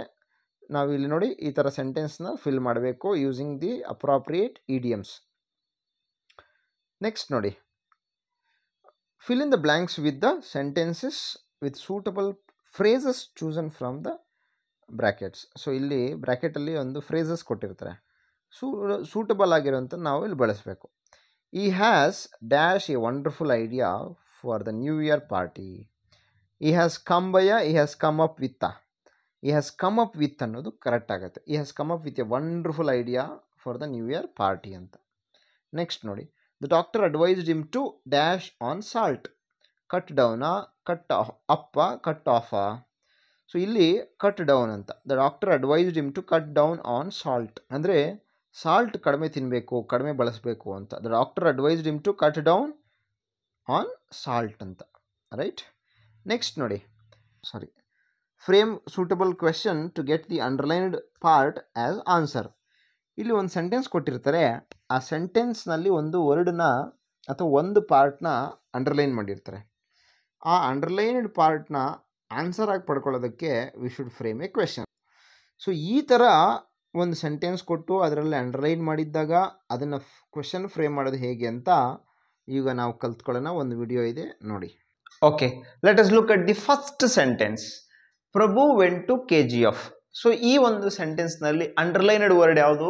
KGF ಅನ್ನೋದು ಅಂಡರ್ಲೈನ್ಡ್ ವರ್ಡ್. ಸೊ ಅದು ಪ್ಲೇಸ್, ರೈಟ್? ಸೊ ಈಗ ಕ್ವೆಶನ್ ಹೇಗೆ ಮಾಡೋದು? ಈಗ ನಮ್ಮ ಕ್ವೆಶನ್ ಏನು? Frame a WH question in order to get the underlined word as answer. So ಈಗ ಅಂಡರ್ಲೈನ್ಡ್ ವರ್ಡ್ KGF ಅನ್ನೋದು ಆನ್ಸರ್ ಆಗಬೇಕು. ಆನ್ಸರ್ ಆಗಬೇಕು ಅಂದರೆ ಅದೇ ಥರ ನಾವು ಪ್ರಶ್ನೆ ಕೇಳಬೇಕು. ಪ್ರಭು ವೆಂಟ್ ಟು KGF. ಈಗ ನಾವು ಕನ್ನಡದಲ್ಲಿ ಹೇಗೆ ಕೇಳಬೇಕು? KGFಗೆ ಅಂತ ಉತ್ತರ ಬರಬೇಕಾದ್ರೆ ಪ್ರಭು ಎಲ್ಲಿಗೆ ಹೋದ ಅನ್ಬೇಕು ಅಲ್ವಾ? ಸೊ ಪ್ರಭು KGFಗೆ ಹೋದ ಅಂತಿರೋದ್ರಿಂದ ಎಲ್ಲಿಗೆ ಹೋದ ಅನ್ಬೇಕು. ಪ್ರಭು KGFಗೆ ಹೋಗಿದ್ದಾನೆ ಅಂತಿದ್ರೆ ಎಲ್ಲಿಗೆ ಹೋಗಿದ್ದಾನೆ ಅಂತ ಪ್ರಶ್ನೆ ಕೇಳ್ತೀವಿ. ಪ್ರಭು KGFಗೆ ಹೋಗ್ತಾ ಇದ್ದಾನೆ ಅಂತಿದ್ದಿದ್ರೆ ಎಲ್ಲಿಗೆ ಹೋಗ್ತಾ ಇದ್ದಾನೆ, ಯಾವ ಟೆನ್ಸ್ನಲ್ಲಿ ಇರ್ತದೋ ಸೆಂಟೆನ್ಸು ಅದೇ ಟೆನ್ಸ್ನಲ್ಲೇ ಕ್ವೆಶನ್ನು ಫ್ರೇಮ್ ಮಾಡಬೇಕಾಗ್ತದೆ. ಸೊ ಯಾವ ಒಂದು ಟೆನ್ಸ್ನಲ್ಲಿ ಪ್ರಶ್ನೆ ಇರ್ತದೋ ಅದೇ ಟೆನ್ಸ್ನಲ್ಲಿ ಉತ್ತರ ಇರಬೇಕು ಅಲ್ವಾ. ಸೊ ಈಗ ಈ ಒಂದು ಅಂಡರ್ಲೈನ್ ವರ್ಡ್ನ ನಾವು ಆನ್ಸರ್ ಆಗಿ ಪಡ್ಕೊಳ್ಳೋದಕ್ಕೆ ಕ್ವೆಶನ್ ಕೇಳೋಣ. ಸೊ ಈಗ ಪ್ಲೇಸ್ ಆಗಿರೋದ್ರಿಂದ ವೇರ್ ಅಂತ ಹಾಕ್ಕೊಳ್ಳೋಣ, ವೇರ್ ಅಂತ. ಸೊ ಇದು ಪಾಸ್ಟ್ ಟೆನ್ಸ್ ಆಗಿರೋದ್ರಿಂದ, ಸೊ ಪಾಸ್ಟ್ ಟೆನ್ಸ್ ಆಗಿರೋದ್ರಿಂದ ನಾವು ಡಿಡ್ ಅಂತ ಹಾಕ್ಕೋಬೇಕು. ವೇರ್ ಡಿಡ್ ಯಾರು? Prabhu. Where did Prabhu, where did Prabhu. ಮತ್ತೆ ಇಲ್ಲಿ ವೆಂಟ್ ಹಾಕಬಾರ್ದು, ಆಲ್ರೆಡಿ ಡಿಡ್ ಅಂತ ಪಾಸ್ಟ್ ಟೆನ್ಸ್ ಬಳಸಿರೋದ್ರಿಂದ. ಸೊ ಇಲ್ಲಿ ವೆಂಟ್ ಹಾಕಂಗಿಲ್ಲ, ಗೋ ಹಾಕಬೇಕು. ವೇರ್ ಡಿಡ್ ಪ್ರಭು ಗೋ ಅಂತ ಹಾಕಿದ್ರೆ ಸಾಕು. ವೇರ್ ಡಿಡ್ ಪ್ರಭು ಗೋ, ಪ್ರಭು ಎಲ್ಲಿ ಹೋದ? ಪ್ರಭು ವೆಂಟ್ ಟು KGF ಅಂತ ಬರ್ತದೆ. ವೇರ್ ಡಿಡ್ ಪ್ರಭು ವೆಂಟ್ ಅನ್ಬಾರ್ದು, ಯಾಕೆಂದರೆ ಡಿಡ್ ಹಾಕಿದ್ಮೇಲೆ ಮತ್ತೆ ವೆಂಟ್ ಅಂತ ಎರಡು ಪಾಸ್ಟ್ ಟೆನ್ಸ್ ವರ್ಬ್ಸು ಒಂದೇ ಸೆಂಟೆನ್ಸ್ನಲ್ಲಿ ಇರಬಹುದು, right. Where did Prabhu go ಅಂತ ಬರಬೇಕು. ನೆಕ್ಸ್ಟ್ ನೋಡಿ, Shilpa practises yoga in the evening ಅಂದರೆ ಏನು? ಶಿಲ್ಪ ಪ್ರಾಕ್ಟೀಸಸ್ ಅಂದರೆ ಪ್ರಾಕ್ಟೀಸ್ ಮಾಡ್ತಾಳೆ, ಈವ್ನಿಂಗ್ ಅಂದರೆ ಪ್ರತಿನಿತ್ಯ ನಡೆಯುವಂಥದ್ದು. ಯಾಕೆಂದರೆ ಪ್ರೆಸೆಂಟ್ ಟೆನ್ಸ್ನಲ್ಲಿದೆ, ಸಿಂಪಲ್ ಪ್ರೆಸೆಂಟ್ ಟೆನ್ಸ್ ಅಂದರೆ ಯಾವಾಗಲೂ ನಡೆಯುವಂಥ ಕೆಲಸಗಳನ್ನ ನಾವು ಸಿಂಪಲ್ ಪ್ರೆಸೆಂಟ್ ಟೆನ್ಸ್ನಲ್ಲಿ ಇರ್ತೀವಿ. ಸೊ ಈ ಒಂದು ಸೆಂಟೆನ್ಸ್ನ ನಾವು ಕ್ವೆಶನ್ನ ಕನ್ವರ್ಟ್ ಮಾಡೋಣ. ಕ್ವೆಶನ್ನ ಕನ್ವರ್ಟ್ ಮಾಡಿ ಸೊ ಈ ಒಂದು ಅಂಡರ್ಲೈನ್ಡ್ ಪೋರ್ಷನ್ನು ಆ ಒಂದು ಫ್ರೇಸ್ನ ಆನ್ಸರ್ ಆಗಿ ಪಡ್ಕೋಬೇಕು. Shilpa practises yoga in the evening. Shilpa ಪ್ರತಿ ಸಂಜೆ ಯೋಗವನ್ನು ಪ್ರಾಕ್ಟೀಸ್ ಮಾಡ್ತಾಳೆ. ಅಂಡರ್ಲೈನ್ಡ್ ವರ್ಡ್ ಯಾವುದು? In the evening. ನಾವು ಆ ಕ್ವಶನ್ ಏನು ಮಾಡಬೇಕು? ಯಾವಾಗ ಅಂತ ಕೇಳಬೇಕು. ಯಾವಾಗ ಪ್ರಾಕ್ಟೀಸ್ ಮಾಡ್ತಾಳೆ, ಮಾಡಿದಳು ಅಂತ ಕೇಳಲ್ಲ, ಮಾಡ್ತಾಳೆ. ಯಾಕೆಂದರೆ ಅದೇ ಟೆನ್ಸ್ನಲ್ಲೇ ಕೇಳಬೇಕು. ಹೇಗೆ ಕೇಳಬೇಕು? ಯಾವಾಗ ಅಂತ ಕೇಳಬೇಕಲ್ವಾ, ವೆನ್. ಸೊ ಇದು ಪ್ರಾಕ್ಟೀಸಸ್ ಅಂತ ಪ್ರೆಸೆಂಟ್ ಟೆನ್ಸ್ನಲ್ಲಿರೋದ್ರಿಂದ ವೆನ್ ಡಸ್ ಅದು ಬೇರೆ, ಶಿಲ್ಪ ಅನ್ನೋದು ಸಿಂಗ್ಯುಲರ್ ಅಲ್ವಾ. ವೆನ್ ಡಸ್ ಶಿಲ್ಪ. ನೋಡಿ ಇಲ್ಲಿ ಪ್ರಾಕ್ಟೀಸಸ್ ಅಂತ ಇದೆಯಲ್ವಾ, ಇಲ್ಲಿ ಪ್ರಾಕ್ಟೀಸಸ್ ಅಂತ ಅನ್ಬಾರ್ದು, ಮತ್ತೆ ಪ್ರಾಕ್ಟೀಸ್. ಯಾಕೆ ಪ್ರಾಕ್ಟೀಸಸ್ ಹಾಕ್ಬಾರ್ದು? ಡಸ್ ಅಂತ ಹಾಕ್ಬಿಟ್ಟಿರೋದ್ರಿಂದ. When does Shilpa practise yoga, right. So this is how we should ask questions. Next sentence ನೋಡಿ, Praveen has gone to Delhi to meet the PM. So to meet PM, Praveen PM meet ಮಾಡಲಿಕ್ಕೆ ಡೆಲ್ಲಿಗೆ ಹೋಗಿದ್ದಾನೆ. Question ಹೆಂಗೆ ಕೇಳಬೇಕು? ಪ್ರವೀಣು ಏತಕ್ಕೆ ಡೆಲ್ಲಿಗೆ ಹೋಗಿದ್ದಾನೆ ಅನ್ಬೇಕಲ್ವಾ. ಸೊ ಏತಕ್ಕೆ ವೈ ಅಂತ ಕೇಳಬೇಕಲ್ವಾ. ವೈ ಇಲ್ಲಿ ನೋಡಿ, ಹ್ಯಾಸ್ ಗಾನ್ ಹೋಗಿದ್ದಾನೆ, ನಾವು ಅದೇ ಥರನೇ ಕೇಳಬೇಕು. ವೈ ಹ್ಯಾಸ್ ಯಾರು? Praveen. Why has Praveen gone to Delhi.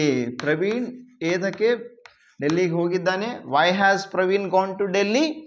He has gone to meet the PM ಅಂತ ಆನ್ಸರ್ ಬರ್ತದೆ.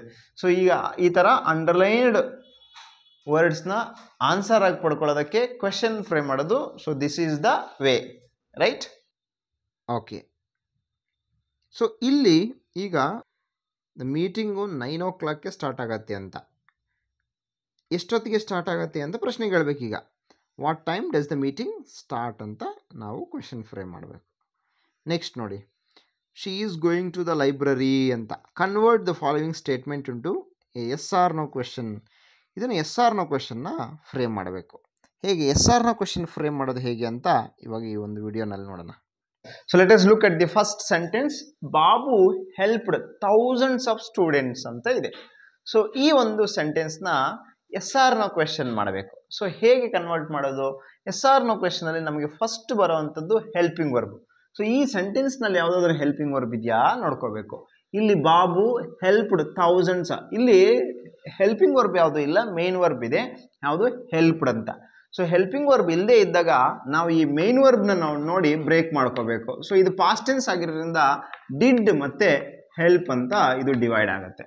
ಸೊ ಡಿಡ್ ಮತ್ತು ಹೆಲ್ಪ್ಡ್ ಇರೋದ್ರಿಂದ, ಸೊ ಇದು ಆಲ್ರೆಡಿ ಈಸು, ವಾಸು ಅಥವಾ ಹ್ಯಾವ್, ವಿಲ್ ಅಂತ ಯಾವ್ದಾದ್ರು ಇದ್ದಿದ್ದಿದ್ರೆ ಅದೇ ಹೆಲ್ಪಿಂಗ್ ವರ್ಬ್ನ ಬಳಸ್ತಾ ಇದ್ವಿ. ಸೊ ಆದರೆ ಇಲ್ಲಿ ಆ ಥರ ಯಾವುದು ಹೆಲ್ಪಿಂಗ್ ವರ್ಬ್ ಕಾಣಲಿಲ್ಲ. But it is there, it is hidden. ಎಲ್ಲಿದೆ? ಈ ಮೇನ್ ವರ್ಬ್ನಲ್ಲಿ ಇದೆ. ಆವಾಗ ನಾವು ಮೇನ್ ವರ್ಬ್ ಹೆಲ್ಪ್ಡ್ ಅಂತಿರೋದ್ರಿಂದ ಅಲ್ಲಿ ಡಿಡ್ ಅಂತಿದೆ ಅಂತ we have to assume. So ಈಗ ಯಾವುದೋ ಒಂದು ಹೆಲ್ಪಿಂಗ್ ವರ್ಬ್ ಸಿಕ್ತು, ಡಿಡ್ ಅನ್ನೋಂಥ ಸಿಕ್ತು. ಒಂದು ವೇಳೆ ಬರೀ ಹೆಲ್ಪ್ ಇದ್ದಿದ್ರೆ ಡೂ, ಹೆಲ್ಪ್ಸ್ ಇದ್ದಿದ್ರೆ ಡಸ್, ರೈಟ್. ಸೊ ಈಗ ಇರುವಂಥದ್ದು ಯಾವುದು, did. So did. Next important, ನಾವು ಸಬ್ಜೆಕ್ಟ್ನ ಹಾಕಬೇಕು. Did Babu, did Babu. So ಈ ಹೆಲ್ಪ್ಡಲ್ಲಿ ಡಿಡ್ ಬಳಸಿದ ಮೇಲೆ ಇನ್ನು ಉಳ್ಕೊಳ್ಳೋದು ಹೆಲ್ಪ್ ಅಷ್ಟೇ. Did Babu help thousands of children, thousands of students. ನೋಡಿ ಇಲ್ಲಿ ಲಾಸ್ಟಲ್ಲಿ ಕ್ವೆಶನ್ ಮಾರ್ಕ್ ಹಾಕಬೇಕು, right. Did Babu help thousands of students, question mark. Next sentence ನೋಡಿ, ಪವಿತ್ರ ವಿಲ್ ಕಮ್ ಟುಡೇ. ಪವಿತ್ರ ಈ ದಿನ ಬರ್ತಾಳೆ, ಇವತ್ತು ಬರ್ತಾಳೆ ಅಂತ. ಸೊ ಇಲ್ಲಿ ಹೆಲ್ಪಿಂಗ್ ವರ್ಬ್ ಯಾವುದು, ವಿಲ್. ಸೊ ವಿಲ್ ಆಲ್ರೆಡಿ ಕೊಟ್ಟಿರೋದ್ರಿಂದ ನಾವು ಅದೇ ಹಾಕೋಬೋದು. ಸೊ ಹೇಗೆ ಹಾಕಬೇಕು, ವಿಲ್, ಸಬ್ಜೆಕ್ಟ್ ಏನು, Pavithra. Will Pavithra come today, will Pavithra come today, question mark. Will Pavithra come today, ಅವಾಗ ಆನ್ಸರು ಎಸ್ ಆಗುತ್ತೆ, ಇಲ್ಲ ನೋ ಆಗುತ್ತೆ, ರೈಟ್. ನೆಕ್ಸ್ಟ್ ನೋಡಿ, Murali is working at Wipro. Murali ವಿಪ್ರೋನಲ್ಲಿ ವರ್ಕ್ ಮಾಡ್ತಾ ಇದ್ದಾನೆ ಅಂತ. ಸೊ ಇಲ್ಲಿ ಹೆಲ್ಪಿಂಗ್ ವರ್ಬ್ ಯಾವುದಿದೆ, ಈಸ್ ಇದೆ. ಈಸಿ ನಮಗಿದು, is Murali working at Wipro, question mark, right. So ಈ ಲಾಸ್ಟ್ ಒಂದೇ ಒಂದು ಸೆಂಟೆನ್ಸ್ ನೋಡೋಣ. ಸೊ ಈ ಒಂದು ಸೆಂಟೆನ್ಸ್ನ ನಾವು ಎಸ್ ಆರ್ ನೋ ಕ್ವೆಶನ್ಗೆ ಕನ್ವರ್ಟ್ ಮಾಡಬೇಕು. Yes or no question convert ಮಾಡಬೇಕಾದ್ರೆ ನಾವು ಹೆಲ್ಪಿಂಗ್ ವರ್ಬ್ನ ಬಳಸ್ಕೋಬೇಕು. ಆದರೆ ಈ ಸೆಂಟೆನ್ಸ್ನಲ್ಲಿ ಹೆಲ್ಪಿಂಗ್ ವರ್ಬ್ ಇದೆಯಾ, ರವಿ ಅನ್ನೋದು ಸಬ್ಜೆಕ್ಟ್, ಹ್ಯಾಸ್ ಅನ್ನೋದು ವರ್ಬ್, ಎ ಕಾರ್ ಅನ್ನೋದು ಆಬ್ಜೆಕ್ಟ್. ಇದು ಹೆಲ್ಪಿಂಗ್ ವರ್ಬಾ ಮೇನ್ ವರ್ಬಾ, ಇಲ್ಲಿ ಹೆಲ್ಪಿಂಗ್ ವರ್ಬ್ ಅಲ್ಲ, ಮೇನ್ ವರ್ಬಾಗಿ ಕೆಲಸ ಮಾಡ್ತಾ ಇದೆ. ಸೊ ಹಾಗಾದರೆ ಹೆಲ್ಪಿಂಗ್ ವರ್ಬ್ ಯಾವುದು ನೋಡಿ, ಹ್ಯಾಸ್ ಅಂದರೆ ಏನೋ ಹೊಂದಿದ್ದಾನೆ ಅಂತ ಅಲ್ವಾ. ಸೊ ಈ ಥರ ಇದ್ದಾಗ ನಾವೇನು ಮಾಡಬೇಕು ಅಂದರೆ, ಈ ಮೇನ್ ವರ್ಬ್ ಆಗಿ ಕೊಟ್ಟಾಗ, ರೈಟ್, ಮೇನ್ ವರ್ಬ್ ಆಗಿ ಕೊಟ್ಟಾಗ ನಾವು ಯಾವುದನ್ನು ಬಳಸ್ಕೋಬೇಕು ಅಂತ ನಾನು ಹೇಳ್ತೀನಿ ನೋಡಿ. ಹ್ಯಾಸ್ ಅಂತಿದ್ರೆ ಡಸ್ ಹ್ಯಾವ್, ಹ್ಯಾವ್ ಇದ್ರೆ ಡೂ ಹ್ಯಾವ್, ಹ್ಯಾಡ್ ಇದ್ರೆ ಡಿಡ್ ಹ್ಯಾವ್, ರೈಟ್. ಇಲ್ಲಿ ನೋಡಿ ಡಿಫರೆನ್ಸ್ ನೋಡಿ, Ravi has gone to Delhi, Ravi has gone to Delhi. ಇದರಲ್ಲಿ ನಮಗೆ ಹ್ಯಾಸ್ ಅನ್ನೋದು ಹೆಲ್ಪಿಂಗ್ ವರ್ಬ್. ಆವಾಗ ನಾವು ಈಸಿಯಾಗಿ ಹಾಕ್ಬೋದು, has Ravi gone to Delhi ಅಂತ ಕ್ವೆಶನ್ ಮಾಡ್ತೀವಿ. ಆದರೆ ಇಲ್ಲಿ ಹ್ಯಾಸ್ ಅನ್ನೋದು ಮೇನ್ ವರ್ಬ್ ಆಗಿ ಯೂಸ್ ಮಾಡಿದ್ದೀವಿ. ಸೊ ಈ ಥರ ಮೇನ್ ವರ್ಬ್ ಆಗಿದ್ದಾಗ ಹ್ಯಾಸ್ ಅಂತಿದ್ರೆ ಡಸ್ ಹ್ಯಾವ್ ಅಂತ, ಹ್ಯಾವ್ ಇದ್ದರೆ ಡೂ ಹ್ಯಾವ್ ಅಂತ, ಹ್ಯಾಡ್ ಇದ್ದರೆ ಡಿಡ್ ಹ್ಯಾವ್ ಅಂತ. ಸೊ ನಮಗೆ ಇಲ್ಲಿ ಹೆಲ್ಪಿಂಗ್ ವರ್ಬ್ ಯಾವುದಿದೆ, ಡಸ್ ಅನ್ನೋದು ಇದೆ ಅಂತ ಅಸ್ಯೂಮ್ ಮಾಡ್ಕೋಬೇಕು. ಡಸ್ ಪ್ಲಸ್ ಹ್ಯಾವ್ ಇಲ್ಲಿರೋವಂಥದ್ದು. ಈಗ ನಮಗೆ ಈಸಿಯಾಗಿ yes or no question frame ಮಾಡ್ಬೋದು. ಹೇಗೆ, does Ravi have, does Ravi have a car, does Ravi have a car. Negative sentence frame ಮಾಡಬೇಕಾದ್ರೂ ಹಾಗೆ, Ravi has a car, negative Ravi does not have a car ಅಂತ ಬಳಸಬೇಕು, ರೈಟ್. ಒಂದು ವೇಳೆ ರವಿ ಹ್ಯಾಡ್ ಎ ಕಾರ್ ಅಂತ ಇದ್ದಿದ್ರೆ did Ravi have a car ಅಂತ ಬರೋದು. Negative sentence Ravi had a car ಅನ್ನೋದನ್ನು negative sentence Ravi did not have a car. So this is how we have to change a sentence into yes or no question. So ಇವಾಗ ಕಲ್ತ್ಕೊಂಡ್ರಲ್ಲ, ಇವಾಗ ಇಲ್ಲಿ ಕೊಟ್ಟಿರೋಂಥ sentence she is going to the library ಅನ್ನುವಂಥ ಸೆಂಟೆನ್ಸ್ನ yes or no question ಹೇಗೆ frame ಮಾಡೋದು, is she going to the library ಅನ್ನೋದು ನಿಮಗೆ ಇಲ್ಲಿ ಸರಿಯಾದ ಒಂದು ಪ್ರಶ್ನೆ ಆಗುತ್ತೆ. ಸೊ ನೆಕ್ಸ್ಟ್ ಕ್ವೆಶನ್ಗೆ ಹೋಗೋಣ. Question tag, complete the sentences with the correct question tag. 2 sentence ಕೊಟ್ಟಿರ್ತಾರೆ, ಅದಕ್ಕೆ ಕ್ವೆಶನ್ ಟ್ಯಾಗ್ ಮಾಡಬೇಕು. ಕ್ವೆಶನ್ ಟ್ಯಾಗ್ನಲ್ಲಿ ಒಂದು ಸಿಂಪಲ್ ಸ್ಟೆಪ್ಸ್ ಇದ್ದಾವೆ. ಇಲ್ಲಿ ಸೆಂಟೆನ್ಸ್ ನೋಡಿ, you are coming to the party ಅಂತ. ಈ ಒಂದು ಕ್ವೆಶನ್ ಟ್ಯಾಗ್ನಲ್ಲಿ ಫಸ್ಟ್ ನಾವು ಬರೀಬೇಕಾಗಿರೋದೇನೆಂದರೆ ಹೆಲ್ಪಿಂಗ್ ವರ್ಬ್. ಅದು ಬಿ ವರ್ಬಾ, ಡೂ ವರ್ಬಾ, ಹ್ಯಾವ್ ವರ್ಬಾ, ಮಾಡಲ್ಸ ನೋಡ್ಕೋಬೇಕು, ರೈಟ್. ಅದು ನೋಡ್ಕೊಂಡು ಬರೀಬೇಕು. You are coming to the party, ಇದರಲ್ಲಿ ಯಾವುದು ಹೆಲ್ಪಿಂಗ್ ವರ್ಬು, ಆರ್ ಅನ್ನೋದು helping verb. Next sentence positive ಆಗಿದ್ದರೆ ನೆಗೆಟಿವ್ ಟ್ಯಾಗ್ ಮಾಡಬೇಕು. ಅಂದರೆ ಯು ಆರ್ ಕಮಿಂಗ್ ಅಂತಿರೋದ್ರಿಂದ ಅಲ್ಲಿ ಆರ್ ನಾಟ್ ಅನ್ನೋಂಥ ನೆಗೆಟಿವ್ ಟ್ಯಾಗ್ ಹಾಕಬೇಕು. ಒಂದು ವೇಳೆ ನೆಗೆಟಿವ್ ಸೆಂಟೆನ್ಸ್ ಇದ್ದರೆ ನಾಟ್ನ ತೆಗಿಬೇಕು.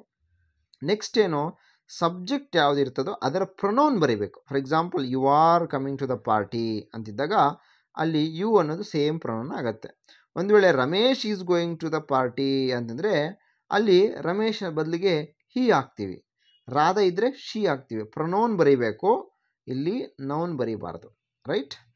So you are coming to the party ಅನ್ನೋ ಒಂದು ಸ್ಟೇಟ್ಮೆಂಟ್ಗೆ ಕ್ವೆಶನ್ ಟ್ಯಾಗ್ ಏನಾಗುತ್ತೆ, ಆರೆಂಟ್ ಯು ಅಂತ ಕ್ವೆಶನ್ ಮಾರ್ಕ್ ಕೂಡ ಹಾಕಬೇಕು. She does not like coffee ಅಂತಿದೆ, ಡಸ್ ಶಿ ಅಂತ ಬರ್ತದೆ, ಯಾಕೆಂದರೆ ಡಸ್ ಅನ್ನೋದು ಹೆಲ್ಪಿಂಗ್ ವರ್ಬು. ಅದೇ ಡಸ್ ನಾಟ್ ಲೈಕ್ ಅಂತ ನೆಗೆಟಿವ್ ಆಗಿರೋದ್ರಿಂದ ನಾವು ನಾಟ್ ಹಾಕೋಂಗಿಲ್ಲ, ನಾಟ್ ತೆಗಿಬೇಕು. ಆಮೇಲೆ ಪ್ರೊನೌನ್ ಯಾವುದು, ಶಿ. ಒಂದು ವೇಳೆ Radha does not like coffee ಅಂತಿದ್ದರೂ ಕೂಡ ಡಸ್ ಶಿ ಅಂತಲೇ ಬರೋದು. ರೈಟ್? ಸೊ ಹೀಗೆ ನಾವು ಕ್ವೆಶನ್ ಟ್ಯಾಗ್ಸ್ನ ಮಾಡಬೇಕು. I hope you have got the clear idea of all these questions and you will definitely do well in the examination. So all the very best for your examination. Thank you for watching.